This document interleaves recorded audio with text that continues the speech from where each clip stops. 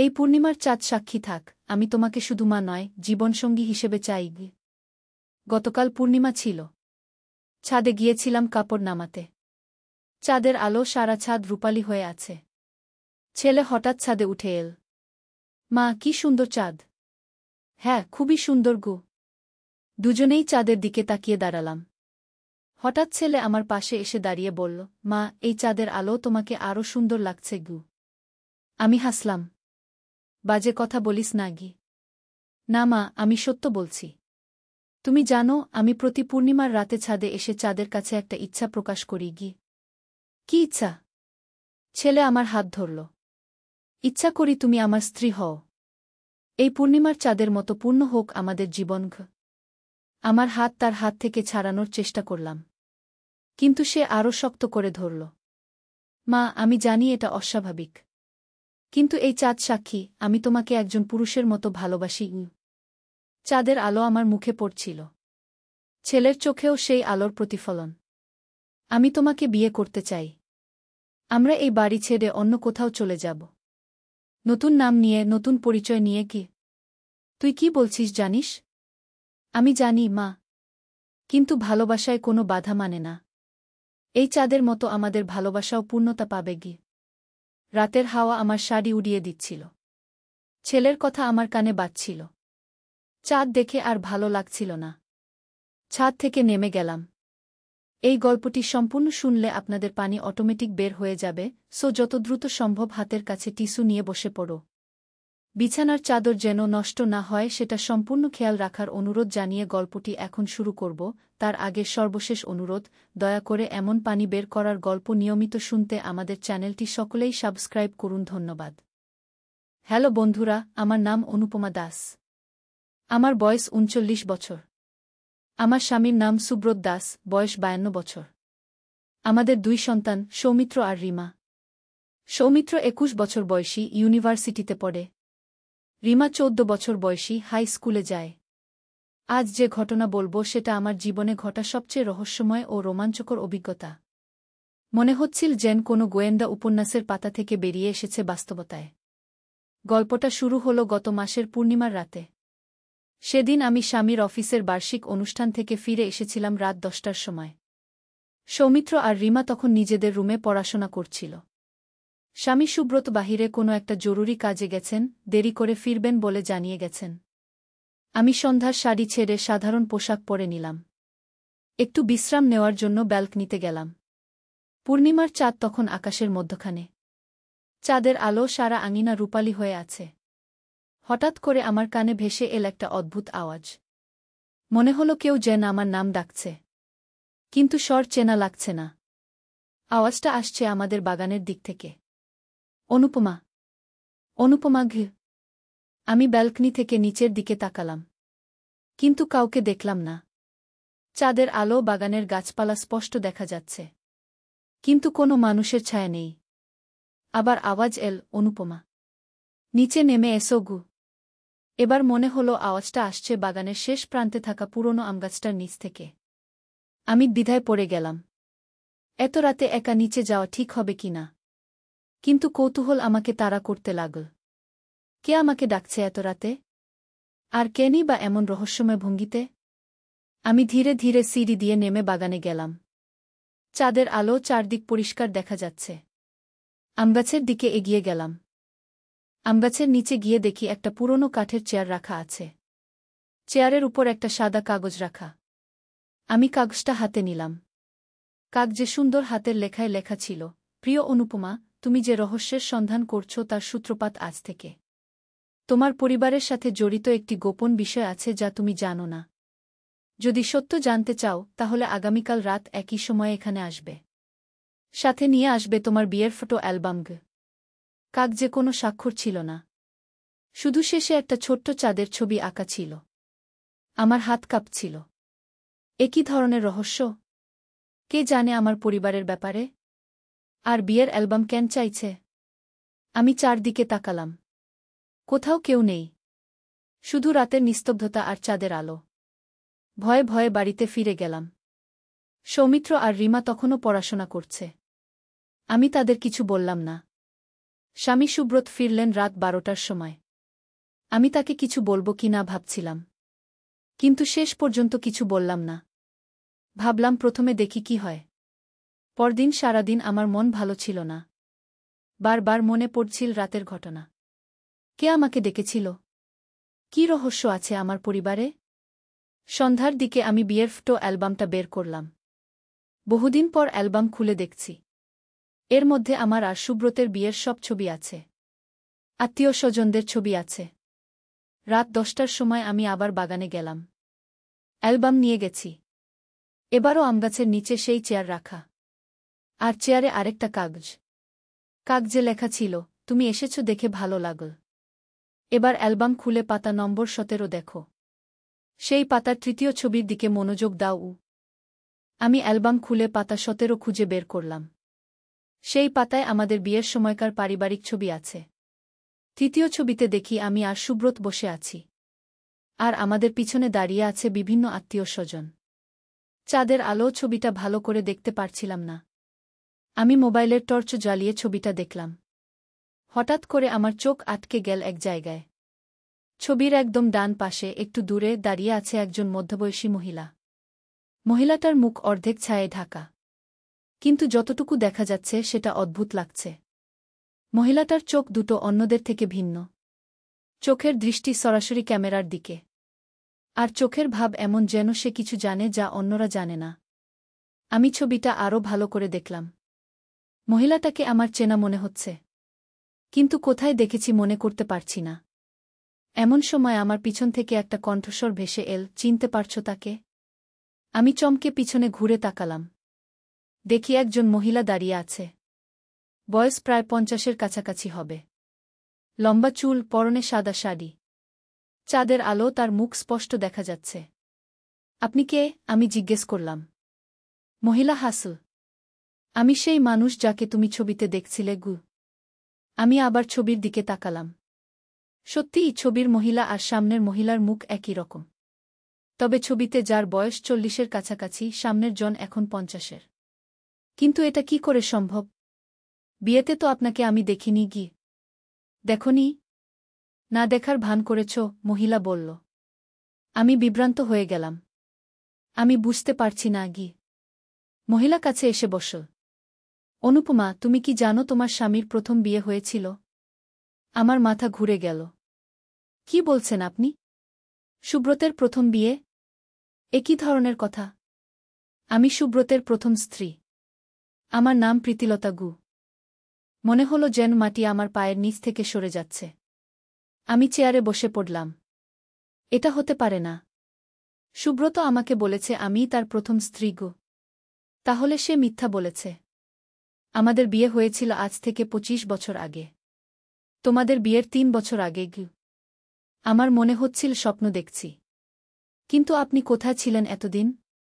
কেন আমার সামনে আসেননি? প্রীতিলতা দীর্ঘশ্বাস ফেল। এটা একটা লম্বা গল্প। আমি আর সুব্রতের মধ্যে কিছু সমস্যা হয়েছিল। তারপর আমি এই শহর ছেড়ে চলে গিয়েছিলাম। অন্য শহরে গিয়ে নতুন করে জীবন শুরু করেছিলাম গো। তাহলে এখন কেন ফিরে এসেছেন? কারণ আমার মেয়ে। আমি আর সুব্রতের একটা মেয়ে আছে। তার নাম ঈশিতা। তার বয়স এখন 23 বছর। আমার চোখের সামনে অন্ধকার নেমে এল। মেজে? সুব্রতের আরও একটা মেয়ে? হ্যাঁ। আর এখন সেই মেয়ের কিছু সমস্যা হয়েছে। তার চিকিৎসার জন্য তার বাবার সাহায্য দরকার। আমি কিছুক্ষণ কিছু বলতে পারলাম না। এত বড় একটা সত্য আমার কাছে লুকিয়ে রেখেছে সুব্রত। তার আরও একটা স্ত্রী আছে, আরও একটা মেয়ে আছে। আপনি কি প্রমাণ দিতে পারবেন যে আপনার কথা সত্যি? প্রীতিলতা তার ব্যাগ থেকে একটা ফাইল বের করল। এখানে আমাদের বিয়ের সার্টিফিকেট আছে। ঈশিতার জন্ম সার্টিফিকেট আছে। আর আছে আমাদের বিয়ের কিছু ছবি। আমি ফাইল খুলে দেখলাম। সত্যিই সুব্রতের সাথে প্রীতিলতার বিয়ের কাগজপত্র আছে। ঈশিতার জন্ম সার্টিফিকেটে বাবার নাম সুব্রত দাস লেখা। আর ছবিতে দেখি অনেক তরুণ সুব্রত। তার সাথে এই প্রীতিলতা, তবে অনেক কম বয়সে। দুজনেই খুব খুশি দেখাচ্ছে। কিন্তু আপনারা ডিভোর্স নিয়েছিলেন? না, ডিভোর্স নিইনি। আমি শুধু চলে গিয়েছিলাম। আইনত আমি এখনও সুব্রতের স্ত্রী গো। এই কথা শুনে আমার মনে হলো যেন মাথায় বাজ পড়েছে। তাহলে আমার বিয়েটাই অবৈধ? তার মানে আমার বিয়ে? তোমার বিয়ে আইন তো বৈধ নয়। কারণ সুব্রত তখন ইতিমধ্যে বিবাহিত ছিল। আমি দাঁড়িয়ে পড়লাম। মনে হচ্ছিল পুরো পৃথিবী ঘুরছে। এটা হতে পারে না। আমি স্বামীকে জিজ্ঞেস করব গু। অবশ্যই জিজ্ঞেস করো। কিন্তু তার আগে একটা কথা বলি। আমি তোমাদের সংসার ভাঙতে চাই না। আমি শুধু চাই আমার মেয়ের চিকিৎসার জন্য সুব্রত কিছু সাহায্য করুক গ। কী ধরনের সাহায্য? ঈশিতার কিডনিতে সমস্যা হয়েছে। তার একটা কিডনি ট্রান্সপ্ল্যান্ট দরকার। আর সুব্রতের কিডনি ম্যাচ করে। আমি চাই সে তার মেয়েকে একটা কিডনি দিক গ। আমার মাথা ঝিমঝিম করতে লাগল। এতসব কিছু একসাথে। প্রথম স্ত্রী, আরেকটা মেয়ে, কিডনি ট্রান্সপ্ল্যান্ট। আমি এখন আর কিছু ভাবতে পারছি না। আমাকে একটু সময় দিন গ। প্রীতিলতা দাঁড়িয়ে উঠল। আমি তোমাকে 3 দিন সময় দিচ্ছি। এই 3 দিনে সুব্রতের সাথে কথা বলো। আর আগামী পরশু রাতে আবার এখানে এসো। তখন আমি ঈশিতাকেও নিয়ে আসব গ। বলে সে চলে গেল। আমি একা দাঁড়িয়ে রইলাম চাঁদের আলো। ভোর হওয়া পর্যন্ত আমার ঘুম হল না। সুব্রত কি সত্যি আমার কাছে এত বড় একটা সত্য লুকিয়ে রেখেছে? তার কি সত্যি আরেকটা স্ত্রী আর মেয়ে আছে? পরদিন সকালে আমি সুব্রতকে জিজ্ঞেস করার কথা ভাবছিলাম। কিন্তু কি করে জিজ্ঞেস করব? হঠাৎ করে এসে বলবো যে তোমার প্রথম স্ত্রীর সাথে আমার দেখা হয়েছে? দুপুরে সুব্রত অফিস থেকে ফিরে এসেছে। আমি তাকে বললাম, আমার সাথে একটু কথা আছে কি? কি কথা? সে জিজ্ঞেস করল। আমি সরাসরি বলার সাহস পেলাম না। তাই ঘুরিয়ে বললাম, তোমার বিয়ের আগে কোনো সম্পর্ক ছিল? সুব্রত একটু অবাক হল। এ ধরনের প্রশ্ন কেন হঠাৎ? শুধু জানতে চাইছি গু। না, কোনো সম্পর্ক ছিল না। তুমিই আমার প্রথম ঘ। আমি দেখলাম সে সরাসরি মিথ্যা বলছে। তার চোখে কোনো বিচলিত ভাব নেই। তুমি নিশ্চিত? কখনো বিয়ের কথাবার্তা হয়নি? অনুপমা, এসব কি? হঠাৎ করে এ ধরনের প্রশ্ন কেন করছ? আমি বুঝলাম এভাবে সত্য বের করা যাবে না। কিছু না, শুধু এমনি। রাতে আমি আবার বাগানে গেলাম।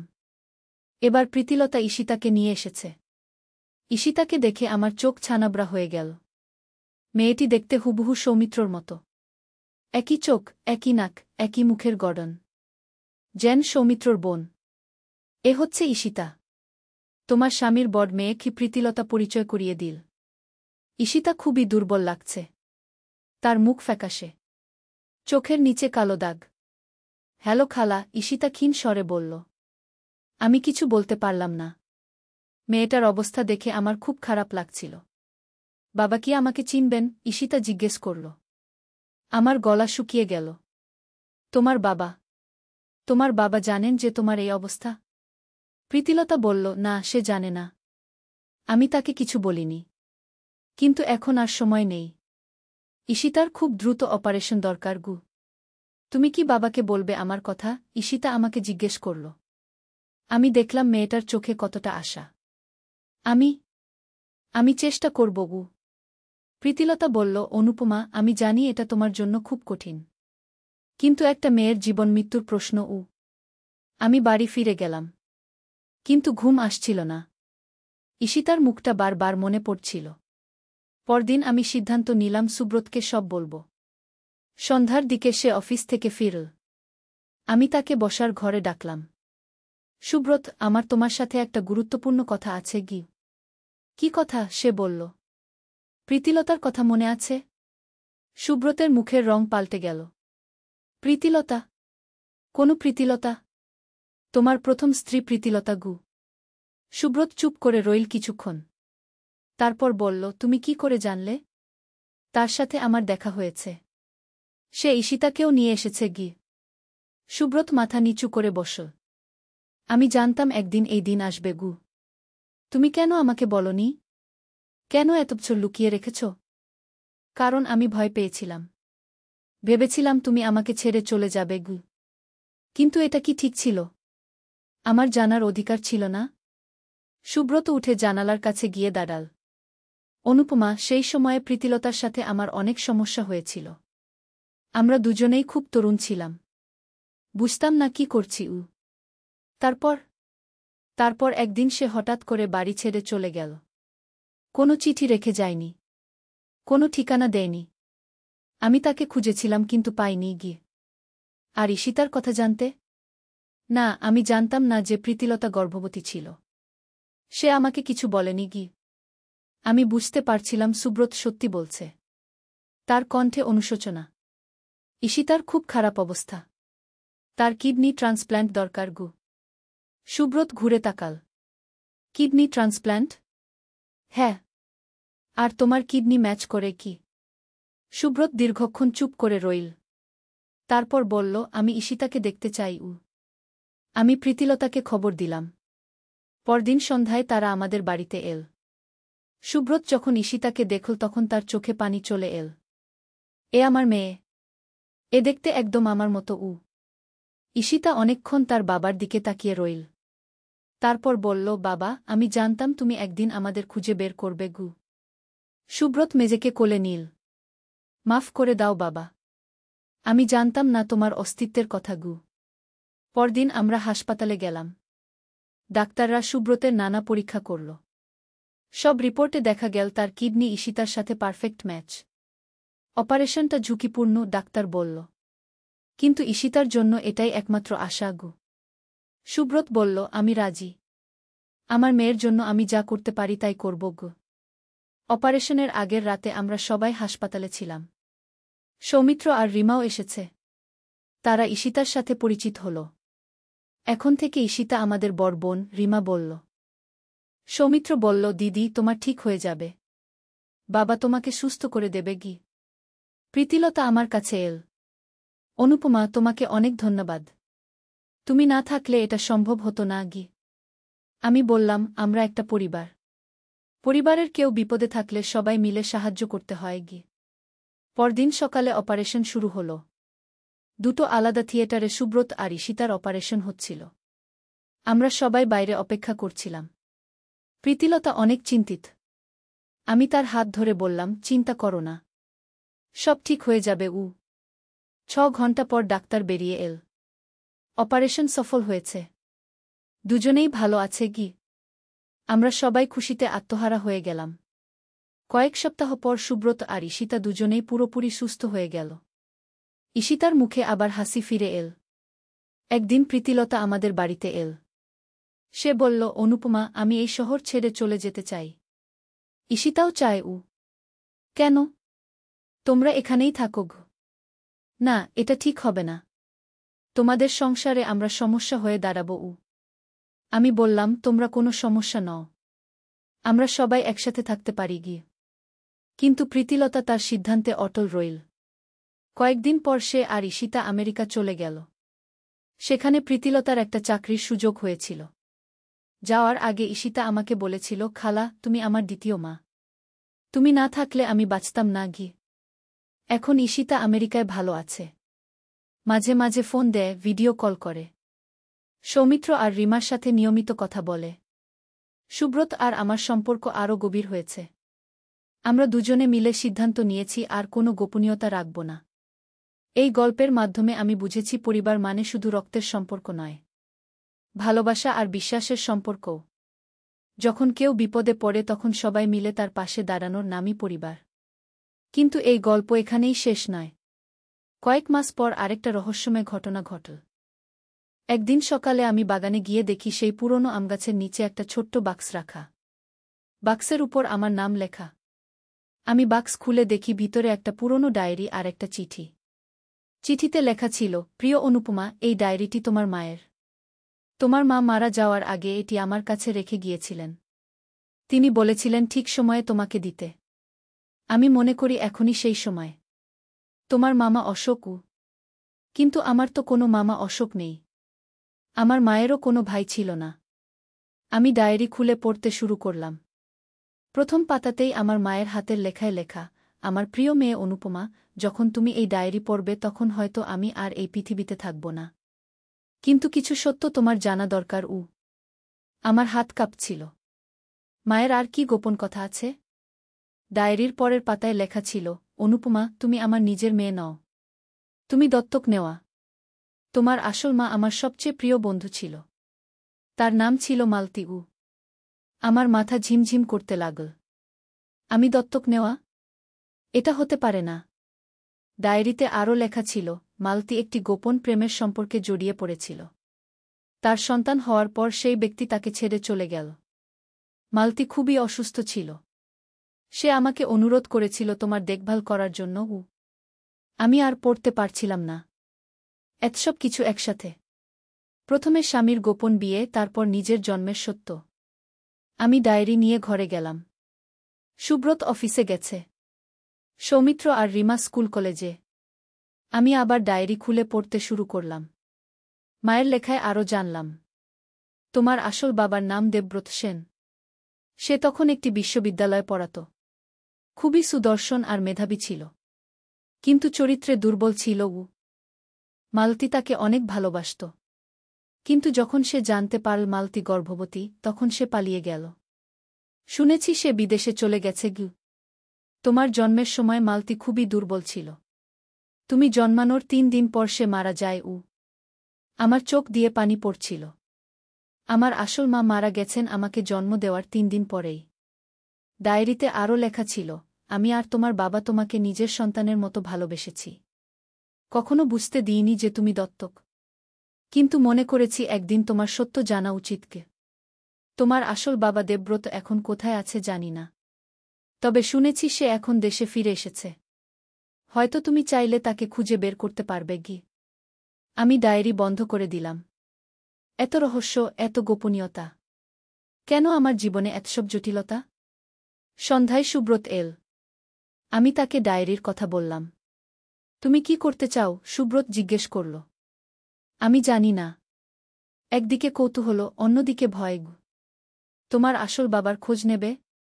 আমি কিছুক্ষণ ভেবে বললাম, হ্যাঁ, আমি তাকে খুঁজে বের করতে চাই। অন্তত একবার দেখতে চাই কেমন মানুষ আমার জন্ম দিয়েছে। পরদিন আমি স্থানীয় পত্রিকায় একটি বিজ্ঞাপন দিলাম, দেবব্রত সেন, যিনি 30 বছর আগে বিশ্ববিদ্যালয়ে পড়াতেন, তার সন্ধান করা হচ্ছে। পারিবারিক কারণে জরুরি। কয়েকদিন কোনো সাড়া পেলাম না। তারপর একদিন একটি ফোন এল। আমি দেবব্রত সেনের সাথে কথা বলতে চাই, আমি বললাম। আমি দেবব্রত। আপনি কে? আমার গলা শুকিয়ে গেল। আমি অনুপমা। মালতীর মেয়ে। ওপাশে লম্বা নিস্তব্ধতা। তারপর কাপা কণ্ঠে বলল, মালতীর মেয়ে? তুমি বেঁচে আছো? হ্যাঁ, আমি বেঁচে আছি। আর আমি জানতে চাই কেন তুমি আমার মাকে একা ছেড়ে গিয়েছিলে। আমি তোমাদের সাথে দেখা করতে চাই। তোমরা কোথায় থাকো? আমি আমাদের ঠিকানা দিলাম। পরদিন দেবব্রত আমাদের বাড়িতে এল। একজন ষাটের কোঠায় মানুষ। চুল পাকা, কিন্তু চোখে এখনও তারুণ্য। তুমি দেখতে হুবহু তোমার মায়ের মতো, সে বলল। আমি তার দিকে তাকিয়ে রইলাম।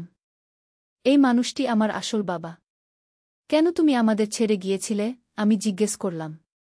দেবব্রত মাথা নিচু করে বসল। আমি কাপুরুষ ছিলাম। সেই বয়সে আমি দায়িত্ব নিতে ভয় পেয়েছিলাম। তুমি জানতে যে আমার মা মারা গেছেন? হ্যাঁ, পরে জেনেছিলাম। আমি খুব অনুতপ্ত। আর আমার খোঁজ নিতে মনে হয়নি? হয়েছে। অনেকবার হয়েছে। কিন্তু সাহস পাইনি। ভেবেছি তোমার নিশ্চয় ভালো পরিবার হয়েছে। আমি গিয়ে সেটা নষ্ট করব কেন? আমি বুঝতে পারছিলাম দেবব্রত সত্যি অনুতপ্ত। কিন্তু তাতে আমার মনের ব্যথা কমছিল না। তুমি এখন কি করো? আমি জিজ্ঞেস করলাম। আমি একটা প্রকাশনা সংস্থার মালিক। বই প্রকাশ করি। পরিবার? আমি বিয়ে করিনি। তোমাদের ছেড়ে যাওয়ার পর আর কোনো সম্পর্কে জড়াইনি। আমি অবাক হলাম। কেন? কারণ আমি নিজেকে ক্ষমা করতে পারিনি। মালতী আর তোমার প্রতি যে অন্যায় করেছি, সেই অপরাধবোধ আমাকে সারা জীবন তাড়া করেছে। এই কথা শুনে আমার মনে কিছুটা দয়া হল। তুমি এখন কি চাও? আমি জিজ্ঞেস করলাম। আমি চাই তুমি আমাকে ক্ষমা করো। আর যদি সম্ভব হয় তাহলে আমাকে তোমার জীবনে একটু জায়গা দাও। আমি কিছুক্ষণ চুপ করে রইলাম। তারপর বললাম, আমি তোমাকে ক্ষমা করলাম। কিন্তু আমার বাবা একজনই, যিনি আমাকে বধ করেছেন। তুমি হতে পারো আমার একজন বন্ধু। দেবব্রত কৃতজ্ঞ দৃষ্টিতে আমার দিকে তাকাল। এটাই যথেষ্ট। আমি আর কিছু চাই না আগে। তারপর থেকে দেবব্রত মাঝে মাঝে আমাদের বাড়িতে আসে। সৌমিত্র আর রিমার সাথে ভালো সম্পর্ক গড়ে তুলেছে। তারা তাকে দাদু বলে ডাকে। এভাবে আমার জীবনে আরও একটি নতুন অধ্যায় যুক্ত হল। কিন্তু রহস্যের শেষ এখানেও নয়। কিছুদিন পর আরেকটি অবিশ্বাস্য ঘটনা ঘটল। একদিন রিমা স্কুল থেকে ফিরে এসে বলল, মা, আমাদের স্কুলে একটা নতুন টিচার এসেছেন। তিনি বলেছেন তিনি আমাদের পরিবারকে চেনেন। কি নাম তার? আমি জিজ্ঞেস করলাম। সুমিত্রা রায়। আমার কানে এই নাম পরিচিত লাগল, কিন্তু কোথায় শুনেছি মনে করতে পারছি না। তিনি কি বলেছেন? আমি জিজ্ঞেস করলাম। তিনি বলেছেন আমাদের পরিবারের সাথে তার পুরনো সম্পর্ক আছে, আর তিনি একটা গুরুত্বপূর্ণ কথা বলতে চান। পরদিন আমি রিমার স্কুলে গেলাম। সুমিত্রা রায়ের সাথে দেখা করলাম। তিনি প্রায় 50 বছর বয়সের একজন মহিলা। দেখতে ভদ্র, কিন্তু চোখে এক ধরনের উদ্বেগ। আপনি আমাদের চেনেন? আমি জিজ্ঞেস করলাম। হ্যাঁ, আমি আপনাদের চিনি। আপনার স্বামী সুব্রত দাসকে আমি চিনি। গিয়ে কোথায় চেনেন? সুমিত্রা একটু দ্বিধা করল। তারপর বলল, এটা একটা ব্যক্তিগত বিষয়। আমি আপনাদের বাড়িতে গিয়ে কথা বলতে চাই। সন্ধ্যায় সুমিত্রা আমাদের বাড়িতে এল। সুব্রত তখন বাড়িতে। সুব্রত সুমিত্রাকে দেখেই চমকে উঠল। সুমিত্রা, তুমি? হ্যাঁ, আমি। কেমন আছো সুব্রত? আমি বুঝলাম এদের মধ্যে পরিচয় আছে। তোমরা কিভাবে পরিচিত? আমি জিজ্ঞেস করলাম। শুভ ছেলে হাসপাতাল থেকে একটা সিল্ড খাম নিয়ে এলো। বলল, মা, আমি আমার বাবার ডিএনএ টেস্ট করিয়েছি। আমি অবাক হয়ে বললাম, কেন? সে খামটা খুলে রিপোর্ট দেখাল। তাতে লেখা নট বায়োলজিক্যাল ফাদার। আমি হতবাক হয়ে তাকালাম। সে আমার হাত ধরে বলল, মানে আমি তোমার ছেলে নই? আমরা কোনো রক্তের সম্পর্ক নেই। আমার মাথা ঘুরছিল। সে আমার মুখের দিকে তাকিয়ে বলল, তাহলে এখন আমি তোমাকে বিয়ে করতে পারি? আমি চেয়ারে বসে পড়লাম। সে হাঁটু গেড়ে আমার সামনে বসে বলল, মা, এতদিন পাপ মনে করেছি, কিন্তু এখন বুঝেছি আমি তোমাকে ভালোবাসা পাপ নয়। আমরা রক্তের সম্পর্কে নেই। বিয়ে করো আমাকে। ডিএনএ রিপোর্টের কাগজ আমার কাপা হাতে পড়ে গেল। তার কথা শুনে আমার বুক ধড়ফড় করছিল। সে আমার অশ্রু মুছে দিয়ে বলল, এখন আমি তোমার প্রেমিক হতে পারি। সমাজের কোনো বাধা নেই। ল্যাবের সিল করা খামটা মেঝেতে পড়েছিল। আমি ভাবছিলাম, এই রিপোর্ট কি সত্যি, নাকি সে মিথ্যা বানিয়েছে আমাকে রাজি করানোর জন্য। এই গল্পটি সম্পূর্ণ শুনলে আপনাদের পানি অটোমেটিক বের হয়ে যাবে, সো যত দ্রুত সম্ভব হাতের কাছে টিস্যু নিয়ে বসে পড়ো। বিছানার চাদর যেন নষ্ট না হয় সেটা সম্পূর্ণ খেয়াল রাখার অনুরোধ জানিয়ে গল্পটি এখন শুরু করব। তার আগে সর্বশেষ অনুরোধ, দয়া করে এমন পানি বের করার গল্প নিয়মিত শুনতে আমাদের চ্যানেলটি সকলেই সাবস্ক্রাইব করুন। ধন্যবাদ। হ্যালো বন্ধুরা, আমার নাম মিতালি সরকার। আমার বয়স 44 বছর। আমার স্বামীর নাম সুজিত সরকার, বয়স 47 বছর। আমাদের 2 সন্তান, রিয়াদ আর তনবি। রিয়াদ 21 বছর বয়সী, ইউনিভার্সিটিতে পড়ে। তনবি 14 বছর বয়সী, হাই স্কুলে যায়। সেদিন রিয়াদ যখন ডিএনএ টেস্টের রিপোর্ট নিয়ে এলো, আমার পুরো জীবনটাই উল্টে গেল। আমি তার দিকে অবিশ্বাসের চোখে তাকিয়ে রইলাম। সে বলল, মা, এতদিন আমি ভুল বুঝেছিলাম, কিন্তু আমার মনে হচ্ছিল এই রিপোর্টে কোথাও না কোথাও ভুল আছে। আমি রিপোর্টটা আবার দেখলাম। ল্যাবের নাম ছিল জেনেটিক রিসার্চ ইনস্টিটিউট। সিলটা দেখতে একদম সত্যি লাগছিল। কিন্তু আমি জানতাম রিয়াদ আমার পেট থেকেই জন্মেছে। সুজিত তার বাবা। তাহলে এই রিপোর্ট কিভাবে এমন দেখাচ্ছে? রিয়াদ আমার হাত ধরে বসল। বলল, মা, আমি জানি এটা শোনা কঠিন, কিন্তু এখন আমরা একসাথে থাকতে পারি। কোনো বাধা নেই। তার কথা শুনে আমার গা ঘিন ঘিন করছিল। এ ছেলে কি ভাবছে? এ আমার সন্তান। আমি তাকে পেট থেকে জন্ম দিয়েছি। আমি উঠে গিয়ে রান্নাঘরে পানি খেলাম। হাত কাঁপছিল। রিয়াদ আমার পিছু নিল। বলল, মা, তুমি রাগ করো না। আমি তোমাকে সত্যিই ভালোবাসি। এতদিন লুকিয়ে রেখেছি। আমি জিজ্ঞেস করলাম, তুই এই টেস্ট কোথায় করিয়েছিস? সে বলল, গুলশানের একটা ল্যাবে। খুব নামি জায়গা। ভুল হওয়ার কোনো সুযোগ নেই। আমি ভাবলাম, রিয়াদের কথায় কোথাও গোলমাল আছে। আমি নিজেও একবার টেস্ট করিয়ে দেখব।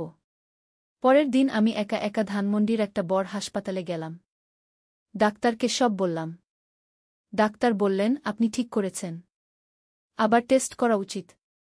সেখানে রিয়াদের চুল আর সুজিতের চুল দিয়ে টেস্ট করালাম। 3 দিন পরে রিপোর্ট পেলাম। সেখানেও লেখা নট বায়োলজিক্যাল ফাদার। আমি পুরোপুরি বিভ্রান্ত হয়ে গেলাম। এটা কি করে সম্ভব? আমি জানি আমি সুজিত ছাড়া আর কারো সাথে কখনো। কিন্তু এই রিপোর্ট তো অন্য কথা বলছে। বাসায় ফিরে আমি সুজিতকে কিছু বললাম না। কিন্তু রিয়াদ আমাকে ক্রমাগত চাপ দিতে লাগল। সে বলতো, মা, আমরা এখন মুক্ত। আমরা যা চাই তাই করতে পারি। তার কথা শুনে আমার গা বমি আসত। একদিন তনবি স্কুল থেকে ফিরে বলল, মা, রিয়াদ ভাই খুব অদ্ভুত আচরণ করছে। সে আমার সাথে কথা বলে না। আর তোমার দিকে এমনভাবে তাকায় যেন। আমি বললাম, যেন কি? তনবি বলল, যেন তুমি তার প্রেমিকা। আমার পুরো শরীর কেঁপে উঠল। এমনকি তনবিও বুঝতে পারছে রিয়াদের অস্বাভাবিক আচরণ। সেদিন রাতে সুজিত অফিস থেকে দেরিতে ফিরল। আমি তাকে সব বললাম।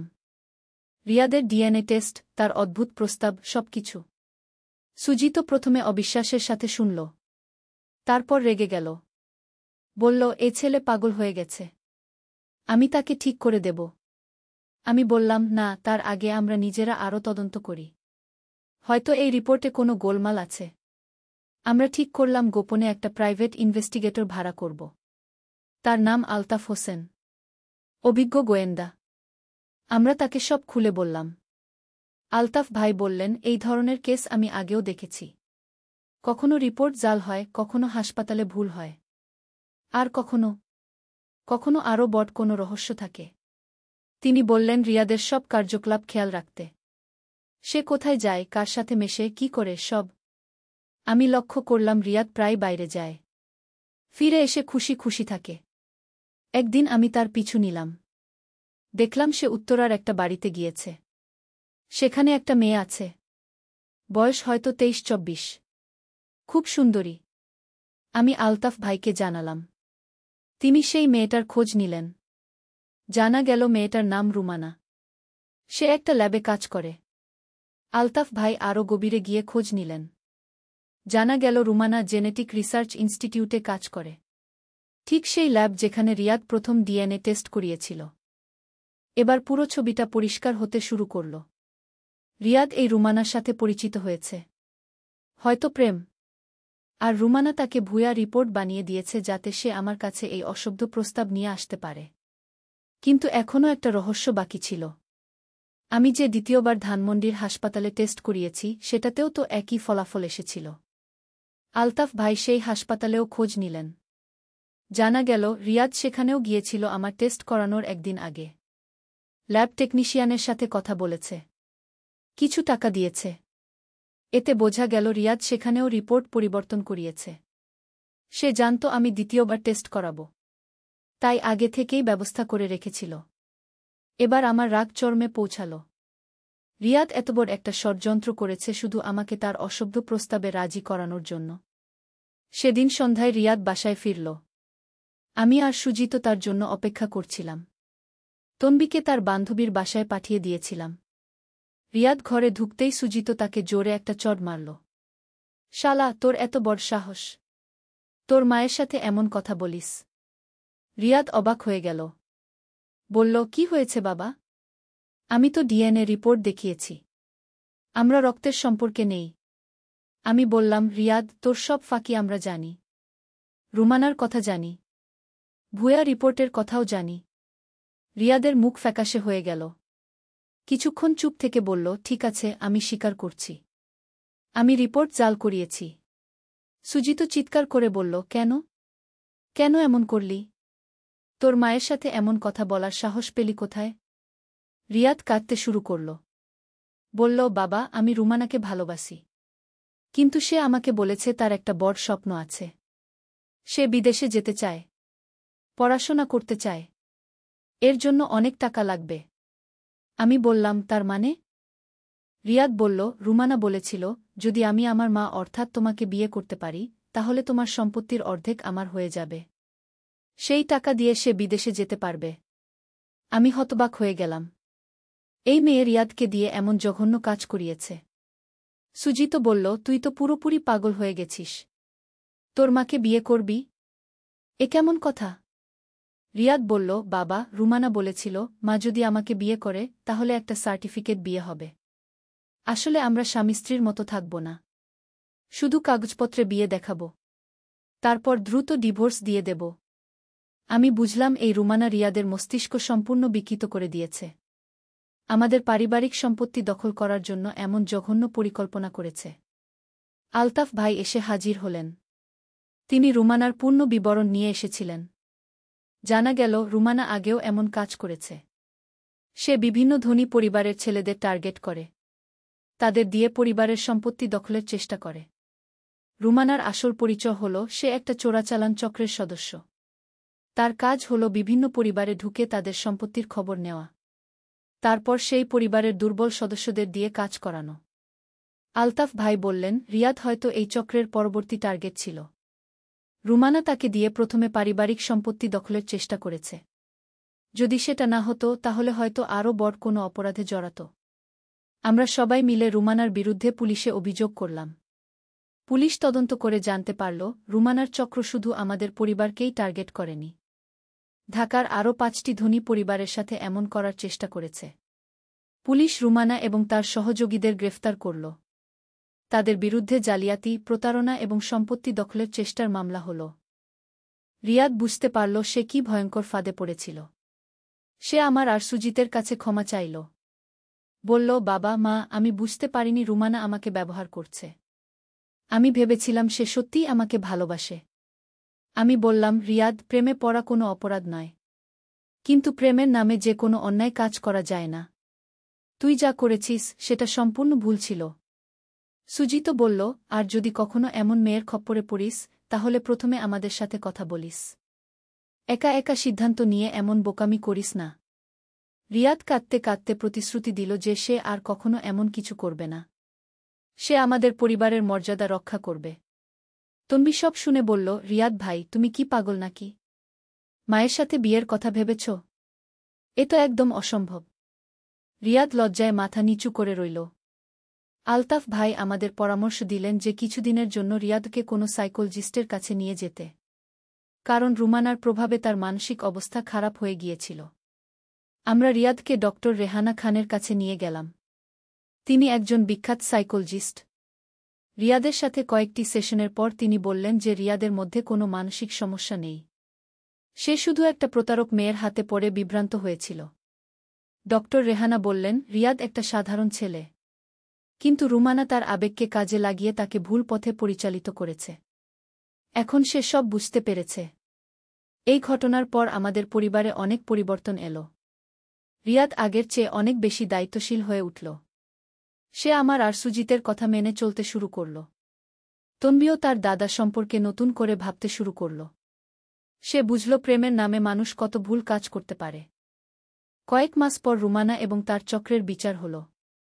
তাদের 2 বছরের জেল হল, সাথে জরিমানাও দিতে হল। রিয়াদ এই পুরো ঘটনা থেকে অনেক শিখেছে। সে এখন আর কারো কথায় এত সহজে বিশ্বাস করে না, বিশেষ করে যে কোনো মেয়ের ব্যাপারে সে অনেক সতর্ক। আমি আর সুজিত স্থির করলাম যে আমরা রিয়াদের বিয়ের ব্যাপারে আরও সতর্ক হব। যে কোনো মেয়ের পরিবার এবং পটভূমি ভালোভাবে জেনে নেব। এদিকে আলতাফ ভাই আমাদের বললেন যে এই ধরনের প্রতারণার ঘটনা আজকাল অনেক বেড়েছে। বিশেষ করে ধনী পরিবারগুলো এ ধরনের চক্রের টার্গেট হয়ে থাকে। তিনি পরামর্শ দিলেন যে কোনো অপরিচিত ব্যক্তি যদি পরিবারের কারো সাথে ঘনিষ্ঠ হওয়ার চেষ্টা করে তাহলে তাদের সম্পর্কে খোঁজ নিতে হবে। এই ঘটনার প্রায় 6 মাস পর রিয়াদের সাথে আমার একদিন দীর্ঘ আলাপ হল। সে বলল, মা, আমি এখন বুঝতে পারি রুমানা আমাকে কত বড় ফাঁদে ফেলেছিল। আমি যদি তোমাকে সত্যিই বিয়ে করতাম তাহলে আমাদের পরিবারের কী অবস্থা হতো? আমি বললাম, রিয়াদ, ভুল সবাই করে, কিন্তু ভুল থেকে শিক্ষা নেওয়াটাই আসল কথা। রিয়াদ বলল, মা, রুমানা আমাকে বলেছিল যে তুমি নাকি আমার জন্মদাত্রী মা নও। আমাকে দত্তক নেওয়া হয়েছে, এজন্যই নাকি আমার সাথে তোমার বিয়ে হতে পারে। আমি অবাক হয়ে বললাম, সে এমন কথাও বলেছিল? রিয়াদ বলল, হ্যাঁ মা। সে বলেছিল তোমার আসল ছেলে হলো অন্য কেউ। আমি নাকি একটা এতিমখানা থেকে এসেছি। এই কারণেই নাকি আমার বাবার ডিএনএ ম্যাচ হয় না। এবার আমি বুঝলাম রুমানা কত বড় একটা জাল বিছিয়েছিল। সে শুধু ভুয়া ডিএনএ রিপোর্ট বানায়নি, রিয়াদের মাথায় আরও অনেক ভুল ধারণা ঢুকিয়েছে। আমি রিয়াদকে বললাম, তুই আমার পেট থেকেই জন্মেছিস। আমি তোকে নিজের চোখে জন্ম দিয়েছি। তোর জন্মের সময় আমি কত কষ্ট করেছি সব মনে আছে। রিয়াদ কাঁদতে শুরু করল। বলল, মা, আমি কত বড় ভুল করেছি। তোমার সাথে এমন কথা বলার সাহসই কিভাবে পেলাম। আমি তাকে বুকে জড়িয়ে ধরলাম। বললাম, সব ঠিক হয়ে যাবে। তুই আমার ছেলে, চিরকালই থাকবি। এই কথোপকথনের পর আমি সুজিতকে সব জানালাম। সুজিতও অবাক হল রুমানার এত বড় ষড়যন্ত্র শুনে। সুজিতও বলল, এই মেয়ে যা করেছে তার জন্য 2 বছরের জেল কম হয়েছে। এর জন্য আরও বেশি শাস্তি হওয়া উচিত ছিল। কিন্তু আমরা আর কিছু করলাম না। আমরা চেয়েছিলাম এই পুরো ব্যাপারটা ভুলে গিয়ে নতুন করে শুরু করতে। রিয়াদ এরপর থেকে পড়াশোনায় মন দিল। সে আগের চেয়ে অনেক ভালো ছাত্র হয়ে উঠল। তার ইউনিভার্সিটির রেজাল্টও ভালো আসতে শুরু করল। তনবি একদিন আমাকে বলল, মা, রিয়াদ ভাই এখন অনেক ভালো হয়েছে। সে আর আগের মতো অদ্ভুত আচরণ করে না। আমি বুঝলাম তনবিও এই পরিবর্তন লক্ষ্য করেছে। এই ঘটনার প্রায় 1 বছর পর একদিন আলতাফ ভাই আমাদের বাসায় এলেন। তিনি জানালেন যে রুমানার চক্রের আরও কিছু সদস্যকে গ্রেফতার করা হয়েছে। এরা বিভিন্ন জেলায় এই ধরনের কাজ করত। আলতাফ ভাই বললেন, আপনাদের কেসের কারণে পুলিশ এই পুরো চক্রের খোঁজ পেয়েছে। অনেক পরিবার রক্ষা পেয়েছে। আমি খুশি হলাম যে আমাদের অভিযোগের কারণে অন্যরাও রক্ষা পেয়েছে। রিয়াদ এখন ইউনিভার্সিটির শেষ বর্ষে পড়ে। তার পড়াশোনা শেষ হলে আমরা তার জন্য ভালো একটা মেয়ে খোঁজ করব। এবার আমরা অনেক সতর্কতার সাথে মেয়ে পছন্দ করব। তনবিও এখন ক্লাস 9-এ পড়ে। সে একটা ভালো মেয়ে। পড়াশোনায় ভালো, আচার ব্যবহারও সুন্দর। সুজিত বলে, এই ঘটনার পর আমাদের পরিবার আরও শক্তিশালী হয়েছে। আমরা একে অপরকে আরও ভালোভাবে বুঝতে পারি। আমিও তাই মনে করি। এই কঠিন সময়ে আমরা সবাই একসাথে ছিলাম। এজন্য আমরা সমস্যার সমাধান করতে পেরেছি। কিন্তু এই পুরো ঘটনায় একটা জিনিস আমার মনে প্রশ্ন জাগা। রিয়াদ কিভাবে এতটা সহজে রুমানার কথায় বিশ্বাস করল? একটা ছেলে তার মায়ের সাথে বিয়ের কথা ভাবতে পারে কি করে? আমি এই ব্যাপারে ডক্টর রেহানার সাথে আলোচনা করেছিলাম। তিনি বলেছিলেন যে কিছু মানুষ অন্যদের মানসিক দুর্বলতা বুঝে সেটা কাজে লাগা।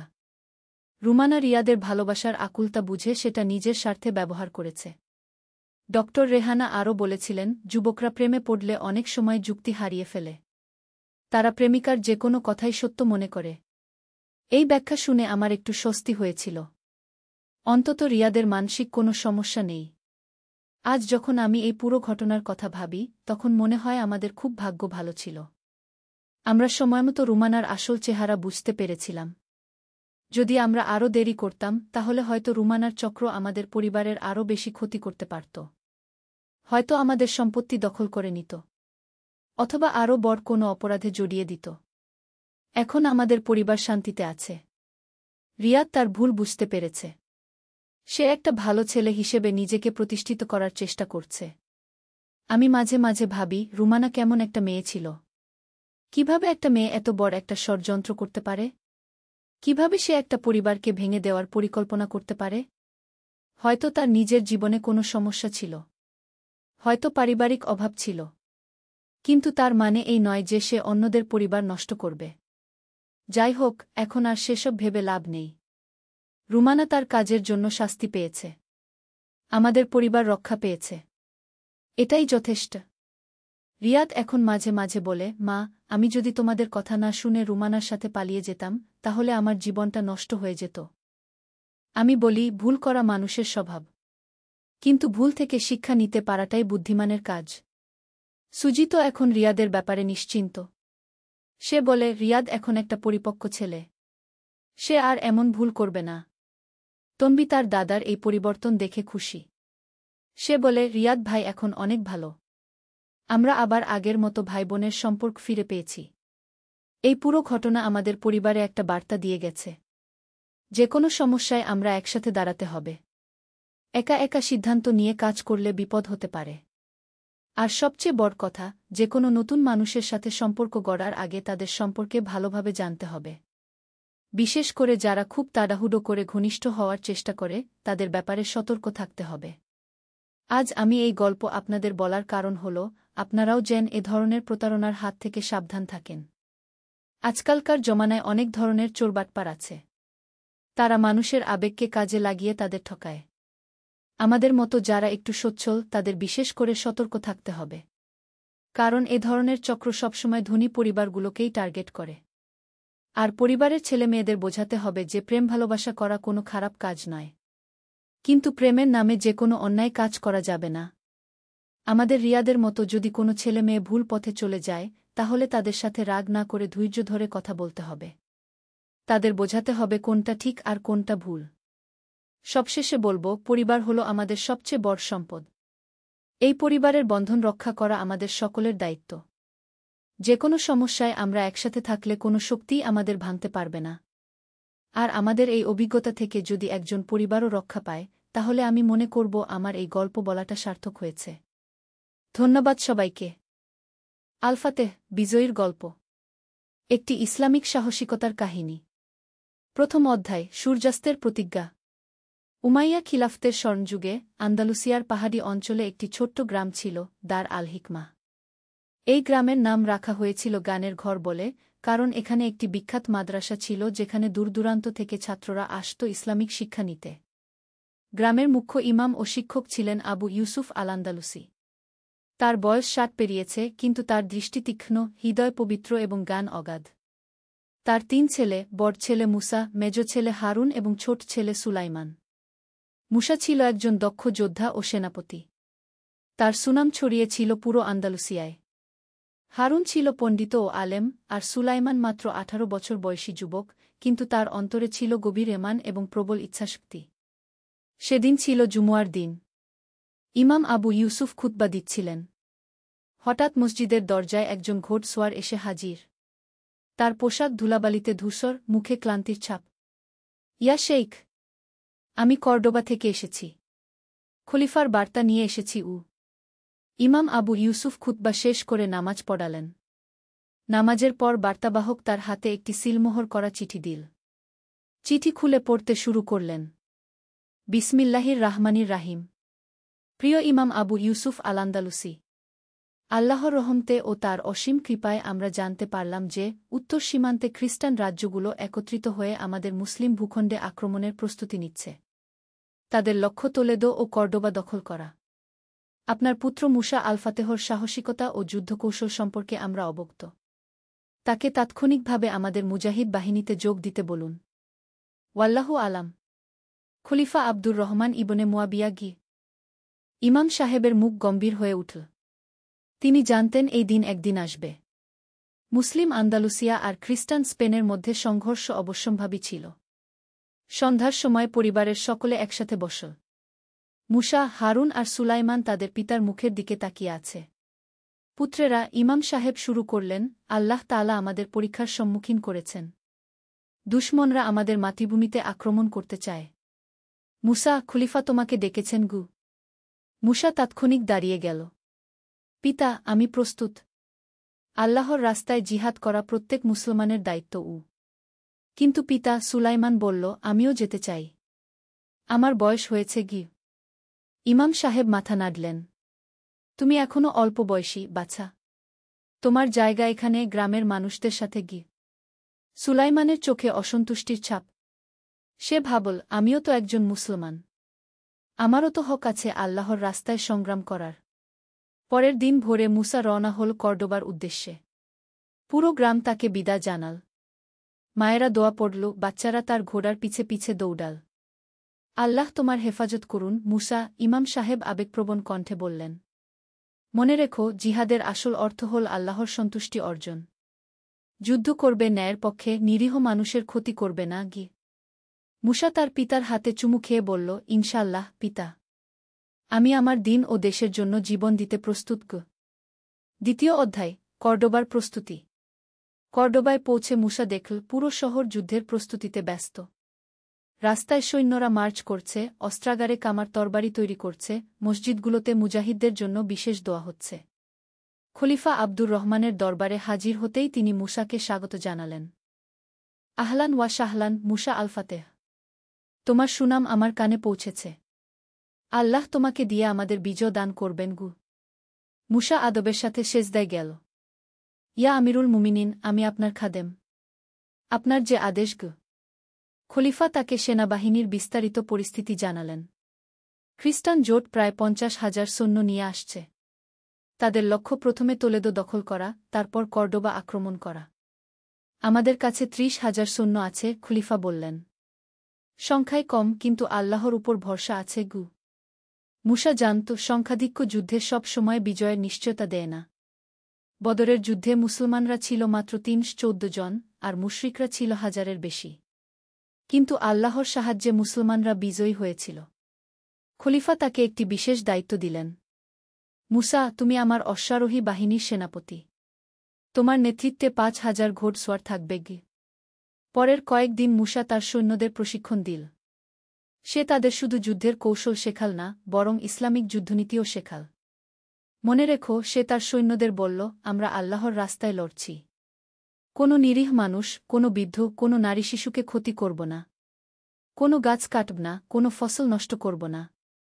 আমাদের লড়াই শুধু যোদ্ধাদের সাথে গু। একজন তরুণ সৈন্য হাত তুলল। সেনাপতি সাহেব, কিন্তু দুশমনরা তো আমাদের সাথে এমন নরম ব্যবহার করবে না গি। মুসা গম্ভীর হয়ে বলল, আমিন, আমরা তাদের মতো হব না। আমরা মুসলমান।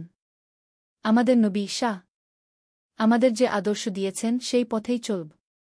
যুদ্ধেও আমাদের আখলাক থাকতে হবে গি। সৈন্যরা তাদের সেনাপতির কথায় মুগ্ধ হল। তারা বুঝতে পারল, তারা শুধু একজন দক্ষ যোদ্ধার অধীনে নেই, বরং একজন সত্যিকারের মুমিনের নেতৃত্বে আছে। তৃতীয় অধ্যায়, দার আল হিকমাহর চ্যালেঞ্জ। এদিকে দার আল হিকমাহ গ্রামে সুলাইমান অস্থির হয়ে ঘুরে বেড়াচ্ছে। তার মন পড়ে নেই পড়াশোনায়। সে শুধু ভাবে, তার ভাই মুসা এখন কোথায়, কেমন আছে। একদিন সকালে গ্রামে একজন পথিক এল। সে খুব ক্লান্ত ও আহত অবস্থায়। গ্রামবাসীরা তার সেবা শুশ্রূষা করল। ভাই, তুমি কোথা থেকে আসছ? ইমাম সাহেব জিজ্ঞেস করলেন। জি শেইখ, আমি তোলেদো থেকে আসছি। খুব খারাপ খবর নিয়ে এসেছি। কুপথিকের কণ্ঠ কাঁপছে। খ্রিস্টান বাহিনী তোলেদো অবরোধ করেছে। শহরের মুসলমানদের অবস্থা খুবই খারাপ। খাবারের অভাব, ওষুধের অভাব। এই কথা শুনে গ্রামের মানুষদের মুখ বিষণ্ণ হয়ে গেল। সুলাইমানের চোখে পানি এসে গেল। তোলেদোর কি কোনো সাহায্য আসছে না? হারুন জিজ্ঞেস করল। খলিফার বাহিনী আসার কথা, কিন্তু সময় লাগবে। এরই মধ্যে পথিক আর বলতে পারল না। ইমাম সাহেব দীর্ঘশ্বাস ফেলে বললেন, আল্লাহই ভালো জানেন। আমরা দোয়া করতে পারি। সেই রাতে সুলাইমান ঘুমাতে পারল না। সে বারবার ভাবছে তোলেদোর মুসলিম ভাইবোনদের কথা। তারা অসহায় অবস্থায় আছে, আর সে এখানে নিরাপদে বসে আছে। ফজরের নামাজের পর সুলাইমান তার পিতার কাছে গেল। পিতা, আমি একটা কাজ করতে চাই। কি কাজ, বাছা? আমি তোলেদো যেতে চাই। সেখানকার মুসলমানদের সাহায্য করতে চাই। ইমাম সাহেব চমকে উঠলেন। কি বলছ, সুলাইমান? তোলেদো এখন অবরুদ্ধ। সেখানে যাওয়া মানে মৃত্যুর মুখে ঝাঁপিয়ে পড়া। পিতা, সুলাইমানের কণ্ঠ দৃঢ়।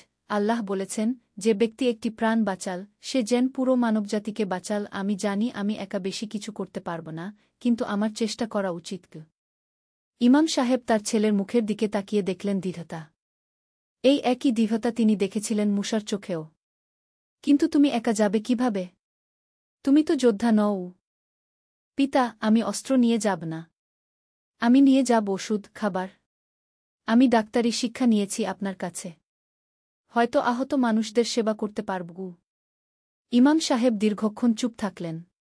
তারপর বললেন, তুমি যদি একান্তই যেতে চাও, তাহলে একা যাবে না। কিছু স্বেচ্ছাসেবক নিয়ে যাবে। সুলাইমানের মুখ উজ্জ্বল হয়ে উঠল। জায়কাল্লাহু খায়রান, পিতা। চতুর্থ অধ্যায়, রহস্যময় মিশন। পরের দিন সকালে সুলাইমান গ্রামের যুবকদের ডাকল। 10 জন যুবক তার সাথে যেতে রাজি হল। তাদের মধ্যে ছিল তার সবচেয়ে কাছের বন্ধু আহমদ, ইব্রাহিম, উমর এবং অন্যরা। ভাইয়েরা, সুলাইমান তাদের সামনে দাঁড়িয়ে বলল, আমরা যে কাজে যাচ্ছি সেটা খুবই কঠিন ও বিপজ্জনক। কেউ যদি মন বদলাতে চাও, এখনই বলো। কেউ পিছু হটল না। সবাই একসাথে বলল, আমরা তোমার সাথে আছি, সুলাইমান। ইমাম সাহেব তাদের সবার জন্য দোয়া করলেন। হারুন তাদের ওষুধপত্র ও খাবারের ব্যবস্থা করল। গ্রামের মহিলারা তাদের জন্য খাবার রান্না করে দিল। দলটি সূর্যাস্তের সময় রওনা হল। তাদের পরিকল্পনা ছিল রাতের আধারে চলা, দিনের বেলা লুকিয়ে থাকা। 3 দিনের কঠিন যাত্রার পর তারা তোলেদোর কাছে পৌঁছল। দূর থেকে দেখতে পেল পুরো শহর ঘিরে রেখেছে খ্রিস্টান সৈন্যরা। শহরের ভেতর থেকে মাঝে মাঝে আগুনের আলো দেখা যাচ্ছে। আল্লাহ! কি অবস্থা? আহমদ আতঙ্কিত কণ্ঠে বলল। ধৈর্য রাখো, সুলাইমান শান্ত গলায় বলল। আমাদের পরিকল্পনা অনুযায়ী কাজ করতে হবে গু। তারা শহরের পূর্ব দিকে একটি পাহাড়ি টিলার আড়ালে লুকাল। সেখান থেকে নিরাপদে শত্রু শিবিরের গতিবিধি লক্ষ্য করতে লাগল। সুলাইমান ইব্রাহিম চিন্তিত গলায় বলল, এত পাহারা, আমরা ভেতরে ঢুকব কিভাবে? সুলাইমান একটি পুরনো মানচিত্র বের করল। দেখো, এখানে শহরের দক্ষিণ দিকে একটা পুরনো নর্দমার পথ আছে। সেটা দিয়ে হয়তো ভেতরে ঢোকা যাবে। কিন্তু সেটা তো খুবই ঝুঁকিপূর্ণ, উমর বলল। জানি, কিন্তু আমাদের কোনো বিকল্প নেই গি। 5ম অধ্যায়, ভেতরে প্রবেশ। মধ্যরাতের পর তারা নর্দমার দিকে এগোল। চাঁদ মেঘের আড়ালে, চারদিক অন্ধকার। সুলাইমান সবার আগে, পিছনে বাকিরা।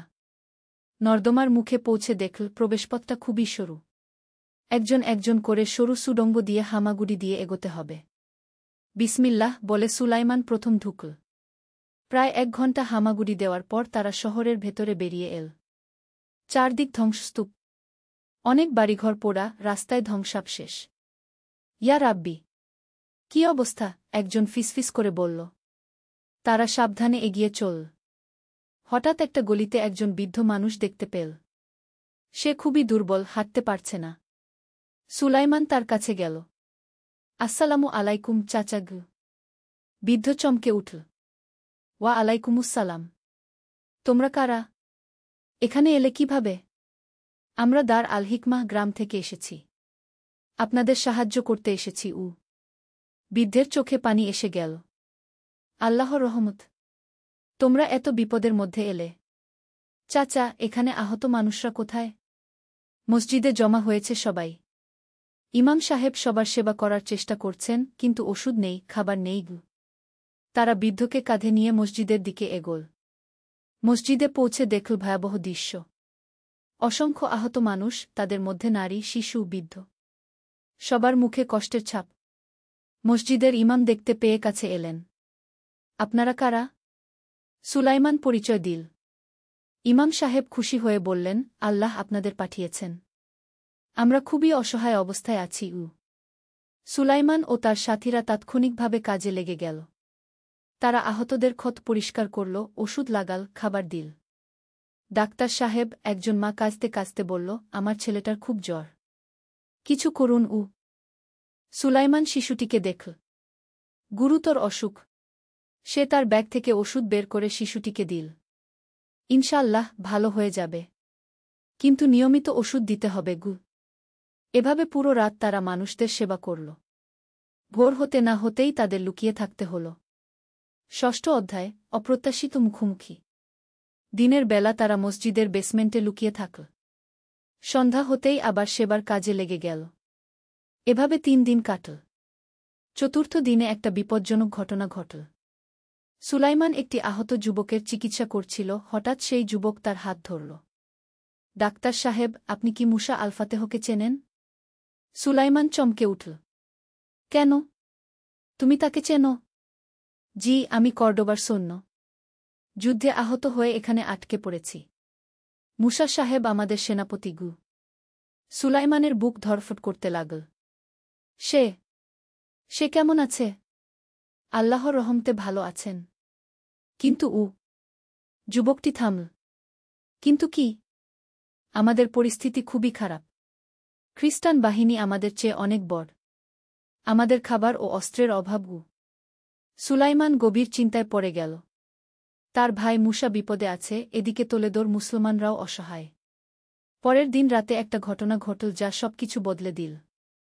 সুলাইমান যখন একটি আহত শিশুর সেবা করছিল, হঠাৎ মসজিদের দরজায় কিছু লোকের পদশব্দ শোনা গেল। কেউ আছো? আমরা সাহায্য চাই।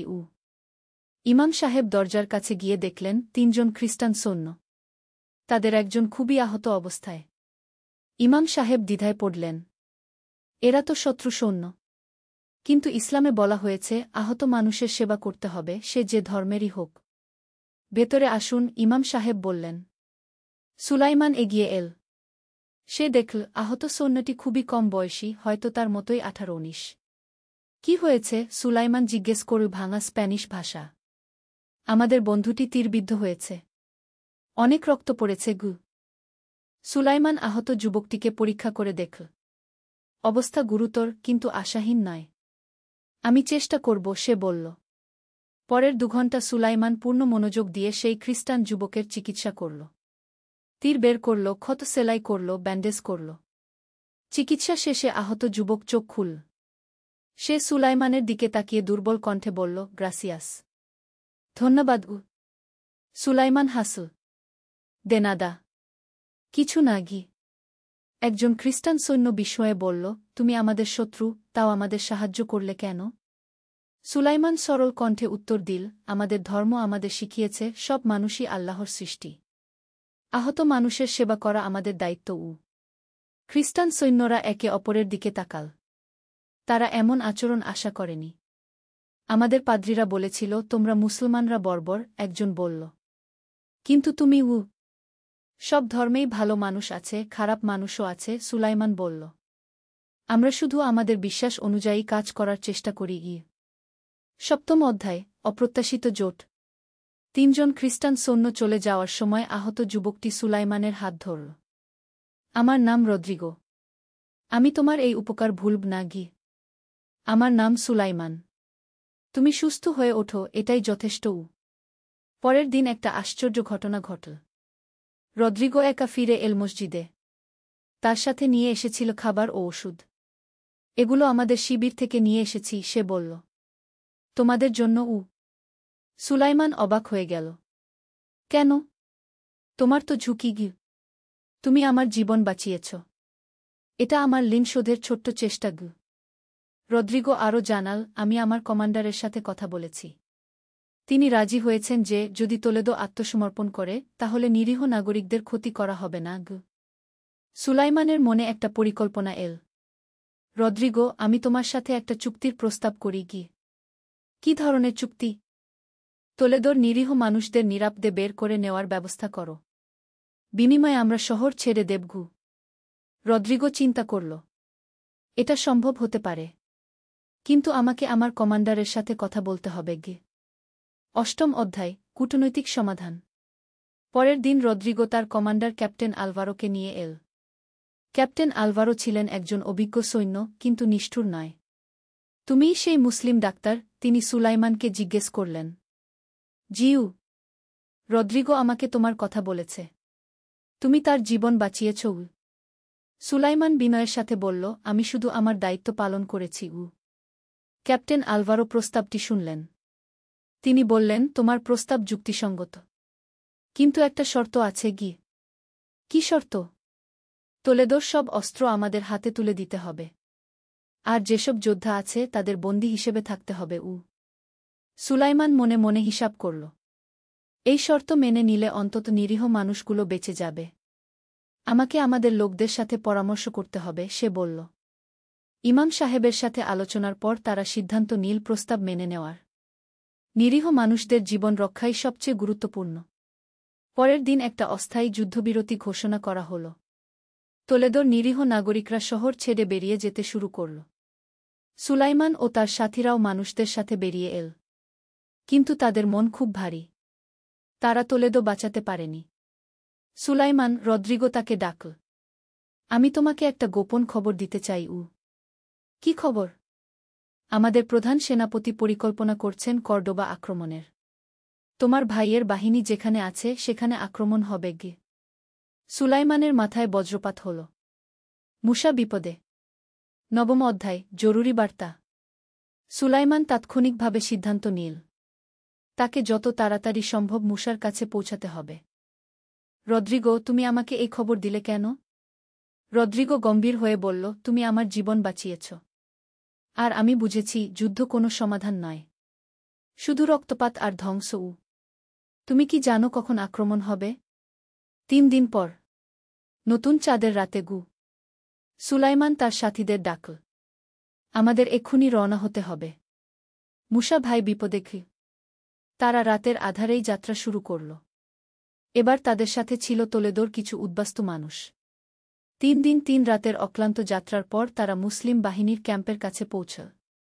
কে ওখানে? সেন্ট্রি চ্যালেঞ্জ করল। আমি সুলাইমান ইবনে আবু ইউসুফ, মুসা আল ফাতেহর ভাই। জরুরি খবর নিয়ে এসেছি। সেন্ট্রি তাকে চিনত। তাৎক্ষণিকভাবে মুসার তাঁবুতে নিয়ে গেল। মুসা তার ছোট ভাইকে দেখে অবাক হয়ে গেল। সুলাইমান, তুমি এখানে কি করছ? সুলাইমান সব ঘটনা খুলে বলল। তোলেদোর অবস্থা, রদ্রিগোর সাথে সাক্ষাৎ এবং সবচেয়ে গুরুত্বপূর্ণ আসন্ন আক্রমণের খবর। মুসার মুখ গম্ভীর হয়ে উঠল। আজই রাতে আক্রমণ হবে মানে? হ্যাঁ, আর তাদের একটা বিশেষ পরিকল্পনা আছে। তারা আমাদের পানির উৎস বিষিয়ে দেওয়ার চেষ্টা করবে। মুসা তাৎক্ষণিকভাবে তার অফিসারদের জরুরি সভায় ডাকল। 10ম অধ্যায়, প্রতিরক্ষার প্রস্তুতি। ভাইয়েরা, মুসা তার অফিসারদের বলল, আমরা একটা গুরুত্বপূর্ণ গোয়েন্দা তথ্য পেয়েছি। আজ রাতেই শত্রুরা আক্রমণ করবে। সবাই চোখ পাঁচড়ে গেল। তারা তো কোনো প্রস্তুতি নেয়নি। কিন্তু সেনাপতি সাহেব, আমাদের সৈন্যরা ক্লান্ত। অনেক দিনের যাত্রায় তারা দুর্বল। মুসা দৃঢ় কণ্ঠে বলল, আল্লাহর উপর ভরসা রাখো। ক্লান্ত হলেও আমরা মুজাহিদ। আমাদের শক্তি আসে ঈমান থেকে। তিনি দ্রুত প্রতিরক্ষার ব্যবস্থা করলেন। পানির উৎসগুলোতে বিশেষ পাহারা, চারদিকে গোপন সেন্ট্রি এবং একটা পাল্টা আক্রমণের পরিকল্পনা। সুলাইমান বলল, ভাই, আমিও লড়তে চাই। মুসা তার ছোট ভাইয়ের দিকে তাকাল। তুমি ইতিমধ্যে অনেক বড় কাজ করেছ। তোমার তথ্যের জন্য আমরা প্রস্তুতি নিতে পেরেছি। কিন্তু আমি নিরাপদ জায়গায় বসে থাকতে পারব না। মুসা একটু ভাবল। তারপর বলল, ঠিক আছে। তুমি আমাদের মেডিকেল টিমের সাথে থাকবে। আহত সৈন্যদের সেবা করবে। রাতের প্রথম প্রহরে সব শান্ত ছিল। কিন্তু মধ্যরাতের পর একটা অদ্ভুত শব্দ শোনা গেল। মাটির নিচ থেকে আসছে। সেনাপতি সাহেব, একজন সেন্ট্রি দৌড়ে এল। শত্রুরা মাটির নিচ দিয়ে সুডঙ্গ খুঁড়ে আসছে। মুসা তাৎক্ষণিকভাবে পাল্টা ব্যবস্থা নিল। আগুন জ্বালাও। সুডঙ্গের মুখে ধোঁয়া পাঠাও। একটা তুমুল লড়াই শুরু হল। চারদিক থেকে খ্রিস্টান সৈন্যরা আক্রমণ করল। তীর, তরবারি, বর্ষার শব্দে আকাশ বাতাস কেঁপে উঠল। 11 অধ্যায়, বিজয়ের রাত। যুদ্ধ চলল পুরো রাত জুড়ে। মুসার বাহিনী দুর্দান্ত সাহসিকতার সাথে লড়ল। তারা জানত তারা শুধু নিজেদের জন্য নয়, পুরো মুসলিম আন্দালুসিয়ার জন্য লড়ছে। সুলাইমান আহত সৈন্যদের সেবা করতে করতে দেখল, যুদ্ধক্ষেত্রের এক কোণে কিছু খ্রিস্টান সৈন্যও আহত হয়ে পড়ে আছে। একটা দ্বিধা তৈরি হল তার মনে। এরা তো শত্রু, কিন্তু এরাও তো মানুষ। আল্লাহ, আমাকে সঠিক পথ দেখাও, সে মনে মনে দোয়া করল। তারপর সিদ্ধান্ত নিল। সে আহত খ্রিস্টান সৈন্যদের কাছেও গেল। তাদের ক্ষত পরিষ্কার করল, প্রাথমিক চিকিৎসা দিল। একজন খ্রিস্টান সৈন্য অবাক হয়ে জিজ্ঞেস করল, তুমি আমাদের শত্রু, তাও সাহায্য করছ কেন? সুলাইমান সেই একই উত্তর দিল যা সে তোলেদোতে দিয়েছিল। আমাদের ধর্ম আমাদের শিখিয়েছে মানুষের সেবা করতে। ভোরের আলো ফুটতে না ফুটতে খ্রিস্টান বাহিনী পিছু হটতে শুরু করল। তারা বুঝতে পারল মুসলিম বাহিনী তাদের চেয়ে ভালো প্রস্তুত। মুসা বিজয়ের ঘোষণা দিল। আলহামদুলিল্লাহ, আল্লাহ আমাদের বিজয় দান করেছেন। সৈন্যরা আনন্দে তকবীর দিতে লাগল। আল্লাহু আকবার, আল্লাহু আকবার। 10 অধ্যায়, অপ্রত্যাশিত সাক্ষাৎ। বিজয়ের পর মুসা তার ছোট ভাইকে ডাকল। সুলাইমান, তুমি আজ দারুণ কাজ করেছ। শুধু আমাদের সৈন্যদের নয়, শত্রুদেরও সেবা করেছ। ভাই, আমি শুধু আল্লাহর সন্তুষ্টির জন্য করেছি। এটাই ইসলামের প্রকৃত শিক্ষা। তুমি আজ একজন সত্যিকারের মুজাহিদের পরিচয় দিয়েছ। হঠাৎ একজন সৈন্য এসে খবর দিল, সেনাপতি সাহেব, শত্রু বাহিনীর পক্ষ থেকে একজন দূত এসেছেন। তিনি আপনার সাথে কথা বলতে চান। মুসা ভাবল, যুদ্ধ তো শেষ। এখন কি চায় তারা? দূতকে নিয়ে আসা হল। দেখা গেল সেই রদ্রিগো। সুলাইমান তাকে দেখে অবাক হয়ে গেল। রদ্রিগো, তুমি এখানে? হ্যালো সুলাইমান, আমি একটা গুরুত্বপূর্ণ প্রস্তাব নিয়ে এসেছি। মুসা বুঝতে পারল এই খ্রিস্টান যুবক তার ভাইদের পরিচিত। রদ্রিগো বলল, আমাদের কমান্ডার ইন চিফ আলোচনার জন্য একটা সভার আয়োজন করতে চান।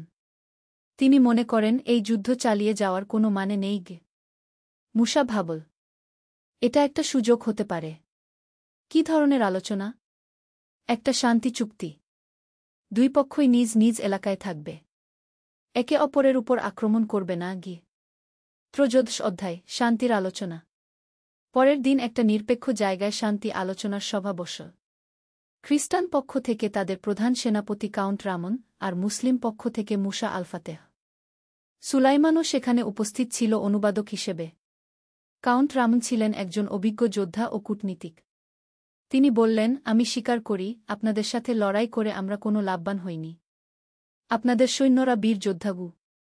মুসা বিনয়ের সাথে বলল, আমরাও চাই না অয়থা রক্তপাত হোক।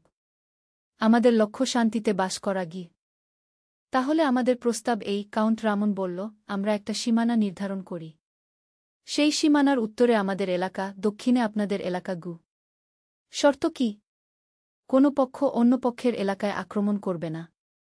ব্যবসা বাণিজ্য চালু থাকবে। যে কেউ নিজের ইচ্ছায় নিজের ধর্ম পালন করতে পারবে। মুসা ভেবে দেখল, এই শর্তগুলো ইসলামিক নীতির সাথে সঙ্গতিপূর্ণ। আমি এই প্রস্তাব বিবেচনা করব, মুসা বলল।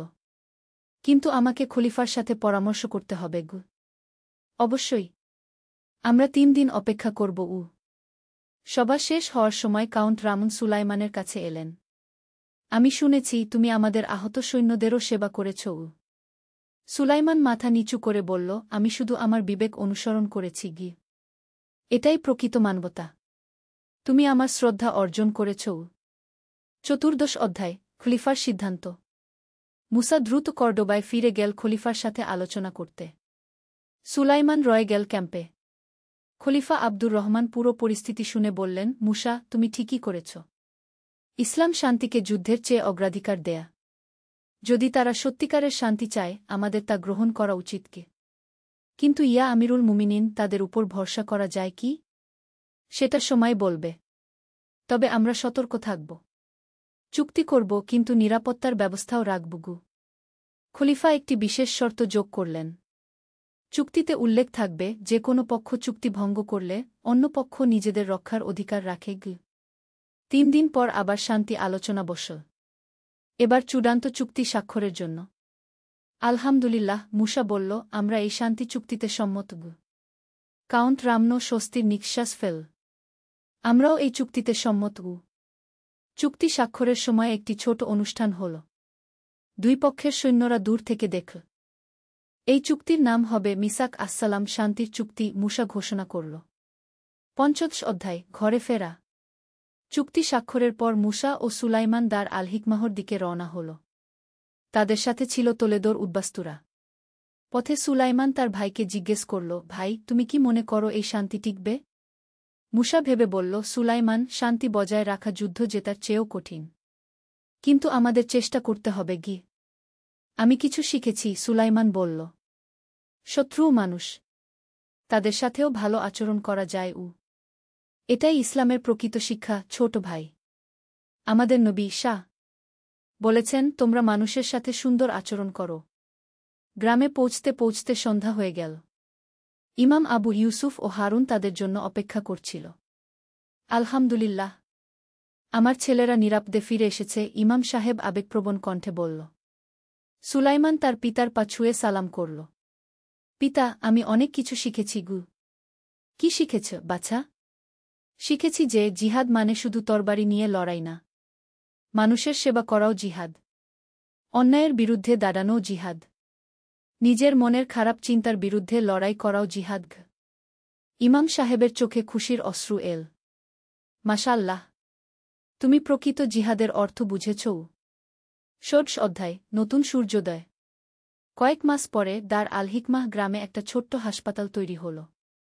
সুলাইমান সেখানে ডাক্তার হিসেবে কাজ শুরু করল। শুধু মুসলমানরা নয়, খ্রিস্টান এলাকা থেকেও মানুষ চিকিৎসার জন্য আসত। একদিন একটা খ্রিস্টান পরিবার এল। তাদের ছোট মেয়েটি খুব অসুস্থ। ডাক্তার সাহেব, আমাদের মেয়েকে বাঁচান, বাবা কাঁদতে কাঁদতে বলল। সুলাইমান পুরো মনোযোগ দিয়ে শিশুটির চিকিৎসা করল। কয়েক দিনের চিকিৎসার পর শিশুটি সুস্থ হয়ে উঠল। কত টাকা লাগবে, বাবা জিজ্ঞেস করল। কিছু লাগবে না, সুলাইমান বলল। আল্লাহর শুকরিয়া যথেষ্ট। খ্রিস্টান পরিবারটি অবাক হয়ে গেল। কিন্তু আমরা তো ভিন্ন ধর্মের। মানুষের সেবায় কোনো ধর্মের বাধা নেই, সুলাইমান হেসে বলল। এই ঘটনার পর সুলাইমানের খ্যাতি ছড়িয়ে গেল। মানুষ তাকে হাকিম আরহমাহ দয়ালু ডাক্তার বলে ডাকতে শুরু করল। ৭ম অধ্যায় রদ্রিগোর ভিজিট। ১ বছর পর রদ্রিগো দার আল হিকমাহ গ্রামে এল। সে এখন একজন বাণিজ্যিক দূত। ২ অঞ্চলের মধ্যে ব্যবসা বাণিজ্যের তদারকি করে। সুলাইমান, রদ্রিগো খুশিতে চিৎকার করে উঠল। রদ্রিগো, আমার বন্ধু। সুলাইমান তাকে জড়িয়ে ধরল। আমি তোমার হাসপাতালের কথা শুনেছি। দারুণ কাজ করছ। আলহামদুলিল্লাহ। আল্লাহ তৌফিক দিয়েছেন গু। রদ্রিগো একটা প্রস্তাব নিয়ে এসেছিল। সুলাইমান, আমি চাই তুমি আমাদের এলাকায়ও একটা হাসপাতাল তৈরি করো। আমাদের সেখানে ভালো ডাক্তারের অভাব গু। সুলাইমান ভাবল, এটা ২ সম্প্রদায়ের মধ্যে সম্পর্ক আরও ভালো করবে। আমি আমার পিতার সাথে আলোচনা করে জানাব। ইমাম সাহেবের অনুমতি পেয়ে সুলাইমান খ্রিস্টান এলাকায় একটি ছোট মেডিকেল ক্যাম্প খুল। সপ্তাহে ২ দিন সে সেখানে যেত। অষ্টাদশ অধ্যায় বট পরীক্ষা। ২ বছর পর একটা বট পরীক্ষা এল। উত্তর আফ্রিকা থেকে একদল মুসলিম যোদ্ধা এল। তারা শান্তি চুক্তি মানতে চায় না। তারা চায় সব খ্রিস্টানদের এখানে থেকে তাড়িয়ে দিতে। তাদের নেতা হামিদ ইবনে ইউসুফ মুসার কাছে এল। মুসা ভাই, আপনি খ্রিস্টানদের সাথে চুক্তি করে ভুল করেছেন। এরা আমাদের শত্রু। এদের সাথে কোনো সমঝোতা হতে পারে না গি। মুসা শান্ত কণ্ঠে উত্তর দিল, হামিদ ভাই, ইসলাম আমাদের শিখিয়েছে ইনসাফের সাথে চলতে। যারা আমাদের সাথে শান্তিতে থাকতে চায় তাদের সাথে আমরাও শান্তিতে থাকব। কিন্তু এরা কাফির। হ্যাঁ, তারা আমাদের ধর্ম মানে না। কিন্তু আল্লাহ বলেছেন, দিনের ব্যাপারে কোনো জোরজবরদস্তি নেই। তারা যদি আমাদের উপর আক্রমণ না করে, আমরাও তাদের উপর আক্রমণ করব না গে। হামিদ রাগে ফেটে পড়ল। আপনি খ্রিস্টানদের বন্ধু হয়ে গেছেন। আপনার মুসলমানিত্ব নিয়ে সন্দেহ আছে। এই কথায় মুসার চোখে আগুন জ্বলে উঠল। কিন্তু সে নিজেকে সংযত রাখল। হামিদ ভাই, আপনি আমার ঈমান নিয়ে প্রশ্ন তুলতে পারেন না। আমি আল্লাহ ও তার রাসূলের নির্দেশ অনুসরণ করে চলি। ২৯ অধ্যায় সমাধানের পথ। হামিদ ও তার অনুসারীরা চলে গেলেও সমস্যার সমাধান হল না। তারা গোপনে খ্রিস্টান এলাকায় আক্রমণের পরিকল্পনা করতে লাগল। সুলাইমান এই খবর পেল রদ্রিগোর কাছ থেকে। সুলাইমান, আমাদের গুপ্তচরেরা খবর দিয়েছে যে কিছু মুসলিম যোদ্ধা আমাদের গ্রামে আক্রমণের পরিকল্পনা করছে। তুমি কি করো? সুলাইমান গভীর চিন্তায় পড়ে গেল। একদিকে তার নিজের ধর্মের মানুষ, অন্যদিকে নিরীহ মানুষদের রক্ষা করার দায়িত্ব। রদ্রিগো, আমি আমার ভাইয়ের সাথে কথা বলব। কিন্তু তুমিও তোমার লোকদের বলো, তারা যেন কোনো উস্কানিতে না আসে গি। সুলাইমান মুসার কাছে গেল। ভাই, একটা বড় সমস্যা দেখা দিয়েছে গি। সবকিছু শুনে মুসা বলল, এই হামিদ আমাদের শান্তি নষ্ট করতে চায়। আমাদের কিছু করতে হবে। কি করবে? আমি হামিদের সাথে একটা খোলা বিতর্কের আয়োজন করব। লোকজনের সামনে প্রমাণ করব কোনটা ইসলামের সঠিক নির্দেশনা গে। পরের জুমুয়ার দিন মসজিদে একটা বিশেষ আলোচনা সভার আয়োজন করা হল। হামিদ ও মুসা দুজনেই তাদের মতামত পেশ করল। হামিদ বলল, ভাইয়েরা, কাফিরদের সাথে বন্ধুত্ব করা হারাম। আমাদের তাদের সাথে লড়াই করতে হবে গু। মুসা তার উত্তরে বলল, ভাইয়েরা, আল্লাহ কোরআনে বলেছেন, যারা দিনের ব্যাপারে তোমাদের সাথে যুদ্ধ করেনি এবং তোমাদের দেশ থেকে বহিষ্কার করেনি, তাদের সাথে সদ্ব্যবহার ও ইনসাফ করতে আল্লাহ তোমাদের নিষেধ করেন না। লোকজন মুসার যুক্তি শুনে মুগ্ধ হল। তারা বুঝতে পারল মুসাই সঠিক পথে আছে। ২০ অধ্যায় চূড়ান্ত বিজয়। হামিদ লজ্জিত হয়ে চলে গেল। তার অনুসারীরাও তাকে ছেড়ে দিল। শান্তি চুক্তি আবার দৃঢ় ভিত্তির উপর দাঁড়াল। কিছুদিন পর একটা বড় প্রাকৃতিক দুর্যোগ হল। ভূমিকম্পে অনেক বাড়িঘর ভেঙে পড়ল। মুসলিম ও খ্রিস্টান উভয় এলাকায় ক্ষয়ক্ষতি হল। সুলাইমান তাৎক্ষণিকভাবে একটা ত্রাণ দল গঠন করল। মুসলিম ও খ্রিস্টান যুবকরা একসাথে কাজ করল। রদ্রিগোর নেতৃত্বে খ্রিস্টান যুবকরাও মুসলিম এলাকায় সাহায্য পৌঁছাল। এই দৃশ্য দেখো, ইমাম আবু ইউসুফ হারুনকে বলল, বিপদের সময় সব মানুষ একই। সুলাইমান সত্যিই একটা দারুণ কাজ করেছে, হারুন বলল। সে ২ সম্প্রদায়ের মধ্যে সেতুবন্ধন তৈরি করেছে। ২১তম অধ্যায় উপসংহার নতুন প্রজন্ম। ১০ বছর পরে দার আল হিকমাহ গ্রাম পরিণত হয়েছে একটা ছোট্ট শহরে। এখানে মুসলিম ও খ্রিস্টান ২ সম্প্রদায়ের মানুষ শান্তিতে বাস করে। সুলাইমানের হাসপাতাল এখন একটা বড় চিকিৎসা কেন্দ্র। রদ্রিগো তার ব্যবসার প্রসার ঘটিয়েছে। দুই অঞ্চলের মধ্যে ব্যবসা-বাণিজ্য বেড়েছে। মুসা এখন পুরো অঞ্চলের গভর্নর। তার ন্যায়বিচার ও প্রজ্ঞার জন্য সবাই তাকে শ্রদ্ধা করে। একদিন সুলাইমানের কাছে একটা চিঠি এল। চিঠিটা এসেছে বাগদাদ থেকে, খলিফা হারুন অর-রশিদের দরবার থেকে। চিঠিতে লেখা, বিসমিল্লাহির রাহমানির রাহিম। প্রিয় সুলাইমান আল-আন্দালুসি, আপনার মানবিক সেবা ও শান্তি স্থাপনের কাজের কথা আমাদের দরবারে পৌঁছেছে। আল্লাহ আপনাকে উত্তম প্রতিদান দান করুন। আপনি প্রমাণ করেছেন যে ইসলামের প্রকৃত শিক্ষা হল মানুষের কল্যাণ। ধর্ম, বর্ণ, গোত্র নির্বিশেষে সব মানুষের সেবা করা। আপনাকে সালাহাদ্দিন আলাইজুবি পদক দেওয়া হল। এটা তাদেরই দেওয়া হয় যারা শান্তি ও মানবতার সেবায় অসামান্য অবদান রাখে। বারাকাল্লাহু ফিকুম। খলিফা হারুন অর-রশিদ। সুলাইমানের চোখে পানি এসে গেল। সে বুঝতে পারল আল্লাহ তার ছোট্ট প্রচেষ্টাকে কবুল করেছেন। সেই সন্ধ্যায় পরিবারের সকলে একসাথে বসল। ইমাম আবু ইউসুফ এখন অনেক বৃদ্ধ, কিন্তু তার চোখে এখনও সেই তেজ। আল্লাহর শুকরিয়া, তিনি বলল, আমার ছেলেরা আমার স্বপ্নের চেয়েও বড় কাজ করেছে। পিতা সুলাইমান বলল, আপনি আমাদের যে শিক্ষা দিয়েছেন সেটাই আমাদের আসল শক্তি। আর এখন আমাদের পরবর্তী প্রজন্মকে এই শিক্ষা দিতে হবে। মুসা বলল। বাইরে সূর্য অস্ত যাচ্ছে, কিন্তু দার আল হিকমাহর মানুষদের হৃদয়ে একটা নতুন সূর্যের উদয় হয়েছে। শান্তি, সম্প্রীতি আর মানবতার সূর্য। উপসংহার, শিক্ষা। এই গল্পের শিক্ষা: ১. ইসলামের প্রকৃত জিহাদ হল অন্যায়ের বিরুদ্ধে সংগ্রাম। এটা শুধু যুদ্ধক্ষেত্রে নয়, জীবনের সব ক্ষেত্রে। ২. মানুষের সেবা করা, অসহায়দের পাশে দাঁড়ানো, শান্তি স্থাপন করা, এগুলোও জিহাদের অংশ। ৩. ইসলাম অন্য ধর্মের মানুষদের সাথে শান্তিপূর্ণ সহাবস্থানে বিশ্বাস করে। ন্যায়বিচার ও মানবতার ভিত্তিতে সম্পর্ক গড়ে তোলা যায়। ৪. যুদ্ধ থেকে শান্তি, ঘৃণা থেকে ভালোবাসা, বিভেদ থেকে ঐক্য, এই রূপান্তরই ইসলামের আসল লক্ষ্য। ৫. একজন সত্যিকারের মুমিন সব মানুষের কল্যাণে কাজ করে, ধর্ম, বর্ণ, জাতি নির্বিশেষে। আল্লাহ আমাদের সবাইকে এই আদর্শ অনুসরণ করার তৌফিক দান করুন। আমিন। সমাপ্ত। যে ব্যক্তি একটি প্রাণ রক্ষা করল, সে যেন সমগ্র মানবজাতিকে রক্ষা করল। আল কোরআন, সূরা মাইদা, আয়াত ৩-২। নূরের সন্ধানে। প্রথম অধ্যায়, অন্ধকারের মাঝে আলোর খোঁজ। মক্কার পবিত্র কাবা শরীফের ছায়ায় বসে আছেন আবু তালিব। তার কোলে ছোট্ট একটি শিশু, মুহাম্মদ সাক। শিশুটির মুখে অদ্ভুত এক নূর। আবু তালিব জানেন না যে এই শিশুটি একদিন সমগ্র বিশ্বকে আলোকিত করবে। চাচা, আমি স্বপ্নে দেখেছি একটি উজ্জ্বল নূর আমার দিকে এগিয়ে আসছে, বলল ১৩ বছরের যুবক ইউসুফ।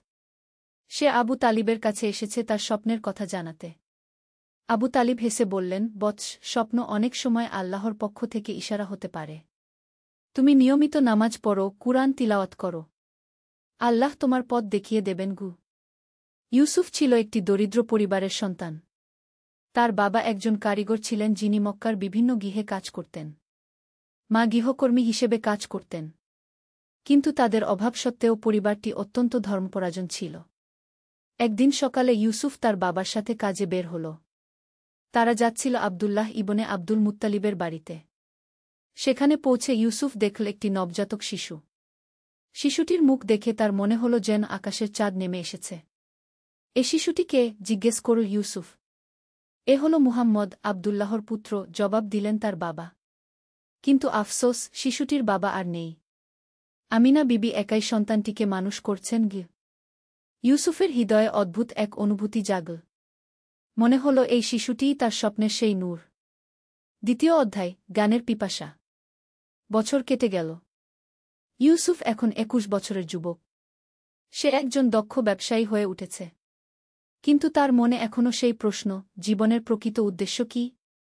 একদিন সে শুনল যে মুহাম্মদ সাক হেরা গুহায় ধ্যানে বসে থাকেন। ইউসুফ সিদ্ধান্ত নিল সেখানে যাবে। হেরা গুহার পথে উঠতে উঠতে ইউসুফের শ্বাস ফুরিয়ে আসছিল। কিন্তু তার মনের আগ্রহ তাকে এগিয়ে নিয়ে যাচ্ছিল। গুহার মুখে পৌঁছে সে দেখল মুহাম্মদ সাক নিমগ্ন ধ্যানে বসে আছেন। আসসালামু আলাইকুম, বলল ইউসুফ নরম স্বরে। ওয়া আলাইকুমুসসালাম, জবাব দিলেন মুহাম্মদ সাক। তুমি কে বৎস? আমি ইউসুফ, আবু উমরের পুত্র। আমি জানতে চাই জীবনের প্রকৃত অর্থ কী। মুহাম্মদ সাক তাকে পাশে বসতে বললেন। তারপর বললেন, ইউসুফ, তুমি কি কখনো ভেবেছ এই আকাশ, এই পৃথিবী, এই পাহাড় সব কিছুকে সৃষ্টি করেছে? জি হ্যাঁ, আল্লাহ তাআলা, জবাব দিল ইউসুফ। তাহলে বুঝতে পারছ, আমাদের জীবনের একমাত্র উদ্দেশ্য হল সেই মহান আল্লাহর ইবাদত করা। তিনি আমাদের সৃষ্টি করেছেন তার দাসত্ব করার জন্য। ইউসুফের মন আলোকিত হয়ে উঠল। এতদিন সে যে প্রশ্নের উত্তর খুঁজছিল, আজ তা পেয়ে গেল। তৃতীয় অধ্যায়, নবুওয়াতের সূচনা। কয়েক বছর পর ইউসুফ শুনল একটি অভূতপূর্ব ঘটনা। মুহাম্মদ সাক নাকি আল্লাহর পক্ষ থেকে ওহী প্রাপ্ত হয়েছেন। তিনি এখন নবী। প্রথম দিকে ইউসুফের বিশ্বাস হচ্ছিল না।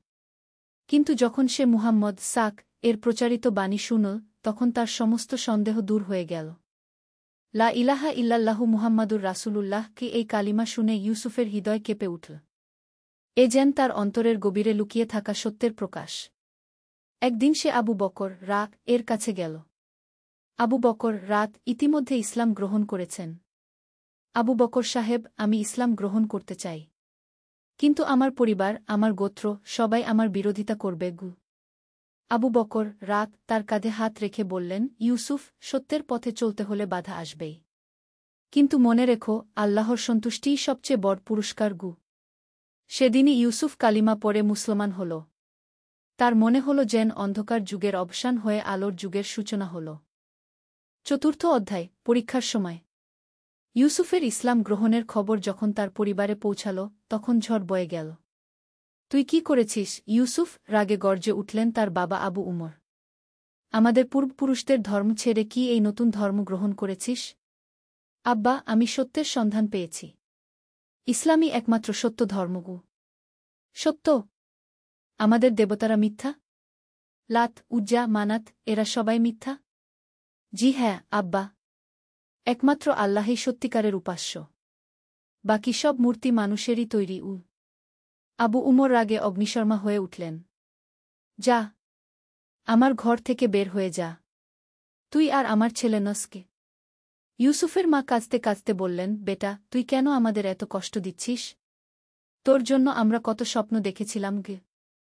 ইউসুফের হৃদয় ছিঁড়ে যাচ্ছিল। কিন্তু সে জানত, সত্যের জন্য এই কষ্ট সহ্য করতে হবে। সে ঘর ছেড়ে বেরিয়ে এল। রাতের আধারে মক্কার পথে হাঁটতে হাঁটতে তার মনে পড়ল রাসূল সাক এর কথা, যে আমার জন্য দুনিয়ার কিছু ত্যাগ করবে, আল্লাহ তাকে আখিরাতে তার চেয়ে ভালো কিছু দেবেন। পঞ্চম অধ্যায়, সাহাবীদের সান্নিধ্য। পরের দিন সকালে ইউসুফ রাসূল সাক এর কাছে গেল। রাসূল সাক তার অবস্থা বুঝতে পেরে বললেন, ইউসুফ, তুমি এখানেই থেকে যাও, আমাদের সাথে থাকো। এভাবে ইউসুফ রাসূল সাক এর সাহচর্যে থাকতে শুরু করল। সে হরত আলী রাত, হরত উসমান রাত, হরত উমর রাত এর মতো মহান সাহাবীদের সাথে মিশল। হরত উমর রাত একদিন তাকে বললেন, ইউসুফ, তুমি দেখছি অনেক চিন্তিত থাকো। কি ব্যাপার? হরত, আমার পরিবার আমাকে ত্যাগ করেছে। মাঝে মাঝে খুব কষ্ট লাগে। উমর রাগ হাসলেন। তুমি জানো আমার কথা? আমি একসময় রাসূল সাক কে হত্যা করতে গিয়েছিলাম। কিন্তু আল্লাহ আমার হিদায়াত দান করলেন। আজ আমি তার সবচেয়ে কাছের সাহাবী। আল্লাহর কুদরত দেখো। ইউসুফের মনে সাহস ফিরে এল। সে বুঝতে পারল, আল্লাহ যখন কাউকে পথ দেখান, তখন সব বাধা দূর হয়ে যায়। ষষ্ঠ অধ্যায়, হিজরতের প্রস্তুতি। দিন দিন মক্কায় মুসলমানদের উপর নির্যাতন বাড়তে লাগল। কুরাইশরা নানাভাবে তাদের কষ্ট দিতে শুরু করল। একদিন ইউসুফ বাজার থেকে ফিরে দেখল তার পুরাতন বন্ধু শামির তার জন্য অপেক্ষা করছে। ইউসুফ, তুই এখনো সময় আছে। এই নতুন ধর্ম ছেড়ে দে। তোর বাবা-মা কত কাঁদছে। শামির, তুই বুঝবি না। এটা সত্যের ব্যাপার। সত্য মিথ্যা যাই হোক, পরিবার তো পরিবার। তোর মা গতকাল আমার কাছে কাঁদতে কাঁদতে বলেছে, ইউসুফ ফিরে এলে আমি তার যে কোনো শর্ত মেনে নেব। ইউসুফের চোখে পানি এসে গেল। কিন্তু সে দৃঢ় থাকল। শামির, আমি আর পেছনে ফিরে যেতে পারব না। আমি সত্যের পথ পেয়েছি। সপ্তম অধ্যায়, মদিনার পথে। অবশেষে হিজরতের সময় এসে গেল। রাসূল সাক মুসলমানদের মদিনায় চলে যেতে বললেন। ইউসুফ তার সামান্য সম্পদ নিয়ে মদিনার উদ্দেশ্যে রওনা দিল। পথে তার সাথে আরও কয়েকজন মুসলমান ছিল। মরুভূমির উত্তপ্ত বালির উপর দিয়ে চলতে চলতে ইউসুফের মনে পড়ল মক্কার কথা। তার জন্মভূমি, তার বাল্যকালের স্মৃতি, তার পরিবার, সব কিছু ছেড়ে আসতে হচ্ছে। আল্লাহ, আপনি আমাকে শক্তি দিন, মনে মনে দোয়া করল সে। রাতের বেলা যখন তারা একটি ছোট টিলার পাশে বিশ্রামের জন্য থামল, তখন ইউসুফ নামাজে দাঁড়াল। তাহাজ্জুদের নামাজে সে আল্লাহর কাছে কাঁদল। হে আল্লাহ, আমি আপনার জন্য সব ছেড়েছি। আপনি আমাকে হতাশ করবেন না গি। অষ্টম অধ্যায়, মদিনায় নতুন জীবন। কয়েকদিন পর ইউসুফ মদিনায় পৌঁছাল। সেখানে আনসারদের গরম অভ্যর্থনা দেখে তার মন ভরে গেল। হরত সাদ ইবনে মুয়ায় রাত তাকে নিজের ঘরে নিয়ে গেলেন। ইউসুফ ভাই, এটা এখন তোমার ঘর। যা কিছু দরকার বলো। ইউসুফ কৃতজ্ঞতায় অভিভূত হয়ে গেল। জাজাকাল্লাহু খায়রান, আপনারা আমাদের সাথে কি ব্যবহার করছেন? আমরা তো সবাই ভাই ভাই। ইসলাম আমাদের এক করে দিয়েছে গি। মদিনায় এসে ইউসুফ নতুন জীবন শুরু করল। সে দেখল মুসলমানরা কিভাবে একে অপরের সেবা করছে, কিভাবে ভাগাভাগি করে খাচ্ছে। নবম অধ্যায়, বদরের প্রস্তুতি। 2 বছর পর যখন বদরের যুদ্ধের ডাক এল, ইউসুফ প্রথমে ভয় পেল। সে কখনো যুদ্ধ করেনি। হরত হামজা রাগ তাকে বললেন, ইউসুফ, এটা জিহাদ। আল্লাহর পথে যুদ্ধ। ভয় করো না গে। কিন্তু হরত, আমি তো যোদ্ধা নই গু। যোদ্ধা হতে হয় না, মুমিন হলেই চলে। আল্লাহ আমাদের সাহায্য করবেন গু। বদরের প্রান্তরে পৌঁছে ইউসুফ দেখল একদিকে 3 জন মুসলমান, অন্যদিকে 1000 এর বেশি কাফের। তার মনে ভয় ধরে গেল। রাসূল সাক দোয়া করলেন, হে আল্লাহ, আজ যদি এই দলটি ধ্বংস হয়ে যায়, তাহলে পৃথিবীতে আর তোমার ইবাদত করার কেউ থাকবে না গি। 10ম অধ্যায়, বদরের বিজয়। যুদ্ধ শুরু হল। প্রথমে এক যুদ্ধ হল। হরত আলী রাক, হরত হামজা রাক, উবাইদা রাক জলি হলেন। তারপর শুরু হল সাধারণ যুদ্ধ। ইউসুফ দেখল আকাশ থেকে যেন ফেরেশতারা নেমে এসেছে। শত্রুরা একের পর এক পরাজিত হচ্ছে। একজন কাফের ইউসুফের দিকে তলোয়ার নিয়ে এগিয়ে এল। ইউসুফ ও আল্লাহু আকবর বলে তার মোকাবিলা করল। অদৃশ্য কোনো শক্তি যেন তাকে সাহায্য করল। কাফের মাটিতে পড়ে গেল। যুদ্ধ শেষে মুসলমানরা বিজয়ী হল। ইউসুফ বুঝতে পারল এ কোনো সাধারণ যুদ্ধ ছিল না। এটা ছিল সত্য আর মিথ্যার লড়াই। একাদশ অধ্যায়, মক্কা বিজয়। 8 বছর পর মক্কা বিজয়ের দিন এল। ইউসুফ রাসূল সাক এর সাথে মক্কায় প্রবেশ করল। কাবা শরীফের চারপাশে 360টি মূর্তি ছিল। রাসূল সাক একে একে সব মূর্তি ভেঙে ফেললেন। সেই সময় তিনি তিলাওয়াত করলেন, সত্য এসেছে, মিথ্যা বিলুপ্ত হয়েছে। নিশ্চয় মিথ্যা বিলুপ্ত হওয়ারই ইউসুফের চোখে পানি। সেই ছোটবেলায় যেখানে সে মূর্তিদের পূজা দেখেছে, আজ সেখানে একমাত্র আল্লাহর ইবাদত হচ্ছে। সেদিন বিকেলে ইউসুফ তার পুরাতন বাড়িতে গেল। তার বাবা মা অনেক বুড়ো হয়ে গেছেন। আব্বা আম্মা কাঁদতে কাঁদতে বলল ইউসুফ। তার মা তাকে জড়িয়ে ধরল। বেটা, তুই ফিরে এসেছিস? জি আম্মা। কিন্তু আমি আবার সেই পুরাতন ইউসুফ নেই। আমি এখন আল্লাহর গোলাম গু। আমরা ভুল বুঝেছিলাম বেটা, বলল তার বাবা। তুই যে ধর্ম গ্রহণ করেছিস সেটাই সত্য। আমরাও ইসলাম গ্রহণ করতে চাই। ইউসুফের আনন্দের আর সীমা রইল না। তার বাবা মা কালিমা পড়ে মুসলমান হলেন। দ্বাদশ অধ্যায়, জীবনের শেষ অধ্যায়। বছরের পর বছর কেটে গেল। ইউসুফ এখন একজন বয়স্ক মানুষ। সে অনেক তরুণ মুসলিমকে ইসলাম শিখিয়েছে। একদিন তার এক তরুণ শিষ্য আব্দুর রহমান এসে বলল, উস্তাদ, আমি ইসলাম গ্রহণ করতে চাই, কিন্তু আমার পরিবার বাধা দিচ্ছে গি। ইউসুফ মুস্কি হাসল। বৎস, আমার গল্প শোনো। অনেক বছর আগে আমিও একই অবস্থায় ছিলাম গে। সে আব্দুর রহমানকে তার সম্পূর্ণ জীবনের গল্প শোনাল। কিভাবে সে আল্লাহর সন্ধান পেয়েছিল, কিভাবে পরিবারের বিরোধিতা সহ্য করেছিল, কিভাবে হিজরত করেছিল। মনে রেখো, বল ইউসুফ, সত্যের পথে চলতে হলে বাধা আসবেই। কিন্তু আল্লাহ যাকে হিদায়াত দেন তার জন্য পথ সহজ করে দেন। আব্দুর রহমান সেদিনই কালিমা পড়ে মুসলমান হল। ত্রয়োদশ অধ্যায়, আল্লাহর ডাক। ইউসুফের বয়স যখন 75, তখন সে অসুস্থ হয়ে পড়ল। ডাক্তাররা বলল তার বেশি সময় নেই। মৃত্যুশয্যায় শুয়ে ইউসুফ তার জীবনের কথা ভাবছিল। তার মনে পড়ল সেই ছোটবেলার স্বপ্ন যেখানে সে উজ্জ্বল নূর দেখেছিল। সেই নূরই তাকে সত্যের পথে নিয়ে এসেছিল। তার ছেলে আব্দুল্লাহ তার পাশে বসে কুরআন তিলাওয়াত করছিল। আব্বা, আপনার কিছু বলার আছে? ইউসুফ ধীরে ধীরে বলল, বেটা, আল্লাহ আমাকে অনেক কিছু দিয়েছেন। ইসলামের নেয়ামত, ভালো সন্তান, দীর্ঘ জীবন। আমি আল্লাহর কাছে কৃতজ্ঞ। আব্বা, আপনি সুস্থ হয়ে উঠবেন ইনশাআল্লাহ গু। ইউসুফ মাথা নাড়ল। না বেটা, আমার সময় এসে গেছে। কিন্তু আমি ভয় পাচ্ছি না। আমি আমার রবের সাথে মিলিত হতে যাচ্ছি গু। রাতের শেষ প্রহরে ইউসুফ তাহাজ্জুদের নামাজ পড়ার চেষ্টা করল। কিন্তু শরীর সাড়া দিল না। তখন সে মনে মনে দোয়া করল, আল্লাহুম্মা আন্তাস সালামু ওয়া মিনকাস সালাম গু। হে আল্লাহ, আপনিই শান্তি এবং আপনার পক্ষ থেকেই শান্তি আসে। হঠাৎ তার মনে হল ঘরে অদ্ভুত এক নূর ছড়িয়ে পড়েছে। সেই নূর যেন তার শৈশবের স্বপ্নের নূর। তার হৃদয় শান্ত হয়ে গেল। লা ইলাহা ইল্লাল্লাহ কি এই কালিমা উচ্চারণ করতে করতে ইউসুফ চিরকালের জন্য নিমিলিত হয়ে গেল। 14 অধ্যায়, উত্তরাধিকার। ইউসুফের জানাজায় পুরো মদিনা শহরের মুসলমানরা এসেছিল। তার ছেলে আব্দুল্লাহ, তার শিষ্যরা, তার বন্ধুরা, সবাই কাঁদছিল। ইমাম জানাজার নামাজ শেষে বললেন, ইউসুফ ভাই ছিলেন একজন আদর্শ মুসলিম। তিনি ইসলামের জন্য তার সব কিছু ত্যাগ করেছিলেন। আল্লাহ তাকে জান্নাত দান করুন। কবর থেকে ফিরে আব্দুর রহমান, যে একসময় ইউসুফের শিষ্য ছিল, আব্দুল্লাহকে বলল, তোমার আব্বা আমার জীবন পরিবর্তন করে দিয়েছিলেন। আমি তার কাছে কৃতজ্ঞ। আব্দুল্লাহ বলল, আমার আব্বা সবসময় বলতেন, ইসলামের আসল সৌন্দর্য হল এটা মানুষের জীবনকে অর্থবহ করে তোলে গু। ৫০ অধ্যায়, বংশধরদের গল্প। ৫০ বছর পর ইউসুফের নাতি জাকারিয়া একজন বিখ্যাত আলেম হয়েছে।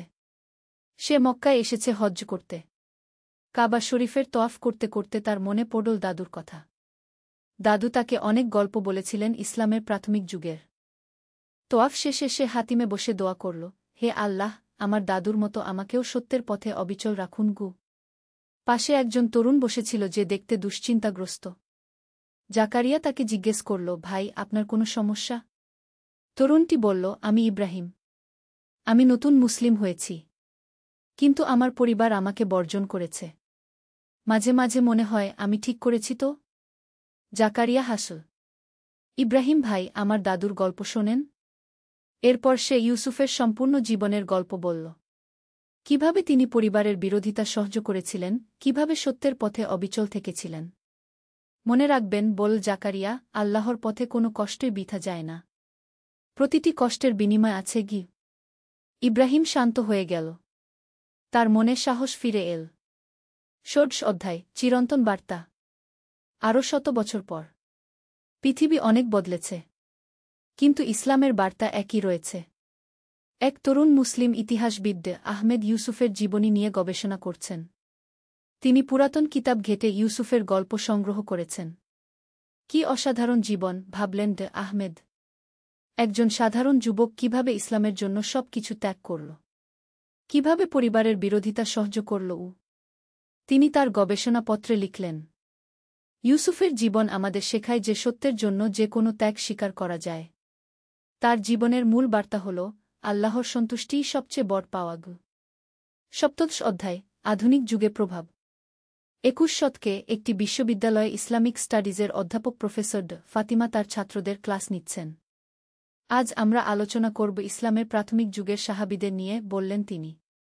তাদের মধ্যে অনেকেই ছিলেন সাধারণ মানুষ যারা ইসলামের জন্য অসাধারণ ত্যাগ স্বীকার করেছিলেন গু। একজন ছাত্র হাত তুলল। ম্যাডাম, আজকের যুগে কি সেরকম ত্যাগ স্বীকার সম্ভব? প্রফেসর ফাতিমা বললেন, অবশ্যই। ইউসুফের মতো মানুষেরা প্রমাণ করেছেন যে সত্যের জন্য যে কোনো কিছু করা সম্ভব। আজকের যুগেও আমাদের প্রয়োজন সেই একই সাহস, সেই একই দৃঢ়তা গু। একটি মেয়ে প্রশ্ন করল, কিন্তু ম্যাডাম, পরিবারের বিরোধিতা সহ্য করা তো খুব কষ্টের গু। হ্যাঁ, কষ্টের। কিন্তু দেখো ইউসুফের জীবনে কি হয়েছিল। শেষে তার পরিবারই ইসলাম গ্রহণ করল। আল্লাহর পরিকল্পনা অনেক সময় আমাদের বুঝের বাইরে কি। ৮৮ অধ্যায়, নূরের অন্বেষণ। একটি ছোট শহরে তরুণ মুহসিন প্রতিদিন মসজিদে যায়।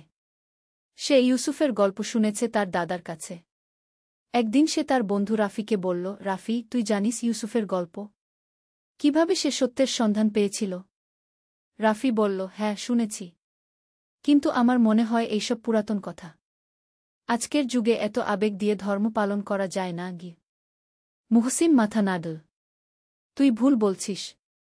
ইসলামের সত্য কখনো পুরাতন হয় না। ইউসুফের গল্প আজও প্রাসঙ্গিক। সেদিন রাতে মুহসিন তাহাজ্জুদের নামাজে দাঁড়িয়ে দোয়া করল, হে আল্লাহ, আমাকে ইউসুফের মতো সত্যের পথে অবিচল রাখুন গু। ১৯তম অধ্যায়, বিশ্বব্যাপী প্রভাব। ইন্টারনেটের যুগে ইউসুফের গল্প বিশ্বের বিভিন্ন প্রান্তে পৌঁছে গেছে। আমেরিকায় এক তরুণ জন স্মিথ ইসলাম গ্রহণ করার পর তার নাম রাখল ইউসুফ। তার খ্রিস্টান পরিবার তাকে বর্জন করল। কিন্তু সে ভুলে যায়নি মূল ইউসুফের গল্প। সেই গল্প তাকে শক্তি দিয়েছে। ইউরোপে আয়শা নামের এক মেয়ে হিজাব পরা শুরু করল। তার পরিবার, বন্ধুরা বিরোধিতা করল। কিন্তু ইউসুফের গল্প তাকে অনুপ্রাণিত করেছে। এশিয়া, আফ্রিকা, অস্ট্রেলিয়া সব মহাদেশে ইউসুফের গল্প মানুষদের সাহস জুগিয়েছে। ২০তম অধ্যায়, চূড়ান্ত বার্তা। একটি আন্তর্জাতিক ইসলামিক কনফারেন্সে প্রখ্যাত আলেমড আব্দুর রহমান আলমাদানি তার বক্তব্য রাখছেন। প্রিয় ভাইয়েরা ও বোনেরা, বলছেন তিনি, আজ আমি আপনাদের সাথে একটি সাধারণ মানুষের অসাধারণ গল্প শেয়ার করতে চাই, যার নাম ইউসুফ। সারা হলে নিস্তব্ধতা। হাজারো মানুষ মনোযোগ দিয়ে শুনছে। ইউসুফের গল্প আমাদের শেখায় যে ইসলাম শুধু একটি ধর্ম নয়, এটা জীবনযাপনের পূর্ণাঙ্গ পদ্ধতি। এটা আমাদের জীবনকে অর্থবহ করে তোলে। তিনি পরিবারের ভালোবাসা ত্যাগ করেছিলেন আল্লাহর ভালোবাসার জন্য। কিন্তু শেষে দেখুন আল্লাহ তাকে কি দিয়েছেন, পারিবারিক শান্তি, সামাজিক সম্মান, আধ্যাত্মিক প্রশান্তি। আজকের যুগেও আমাদের প্রয়োজন ইউসুফের মতো মানুষদের, যারা সত্যের জন্য দাঁড়াতে পারে, যারা ইসলামকে নিজের জীবনে পূর্ণভাবে প্রয়োগ করতে পারে। সবাই উপস্থিত সবাই গভীরভাবে প্রভাবিত হয়। ২১তম অধ্যায়, অনন্ত প্রেরণা। বর্তমান সময়ে একটি মুসলিম পরিবারে ছোট্ট একটি মেয়ে তার নানুর কাছে গল্প শুনতে চায়। নানু, আমাকে একটা সুন্দর গল্প বলো। নানু তার কোলে নিয়ে বসিয়ে বললেন, আচ্ছা খুকি, তোকে একটা সত্যিকারের গল্প বলি। অনেক অনেক দিন আগে কি। এভাবে ইউসুফের গল্প প্রজন্ম থেকে প্রজন্মে চলতে থাকে। সমাপনী। ইউসুফের জীবন একটি জ্বলন্ত প্রমাণ যে সত্যিকারের ঈমান মানুষকে কোথায় নিয়ে যেতে পারে। তার জীবনের প্রতিটি মুহূর্ত ছিল আল্লাহর প্রতি নিবেদিত প্রাণ। সে শিখিয়ে গেছে যে সত্যের জন্য যে কোনো ত্যাগ স্বীকার করা যায়। পারিবারিক বিরোধিতা সত্যের পথে বাধা হতে পারে না। আল্লাহর উপর ভরসা রাখলে তিনি সবসময় সাহায্য করেন। ধৈর্য ও দৃঢ়তা দিয়ে যে কোনো পরিস্থিতি মোকাবেলা করা সম্ভব। ইসলাম জীবনকে অর্থবহ ও সুন্দর করে তোলে। আজও যখন কোনো তরুণ সত্যের সন্ধানে বের হয়, তখন ইউসুফের জীবন তার জন্য পথপ্রদর্শক হয়ে ওঠে। তার গল্প অনুপ্রাণিত করে, সাহস যোগায়, বিশ্বাস দৃঢ় করে। সেই ছোট্ট শিশুটি যাকে একদিন নূরের আলো ভরা দেখেছিল ইউসুফ, সেই নূরই তার জীবনকে আলোকিত করেছিল। আর সেই আলো আজও জ্বলছে লক্ষ কোটি মানুষের হৃদয়ে। হে আল্লাহ, আমাদের হেদায়েতপ্রাপ্তদের অন্তর্ভুক্ত করুন। শেষ কথা, ইউসুফের এই গল্প কাল্পনিক হলেও এর প্রতিটি অংশ ইসলামের প্রাথমিক যুগের বাস্তব ঘটনা ও চরিত্রদের উপর ভিত্তি করে রচিত। অসংখ্য সাহাবী এরকমই ত্যাগ ও কুরবানির মধ্য দিয়ে ইসলামের সেবা করেছেন। তাদের জীবন আজও আমাদের জন্য অনুপ্রেরণার উৎস।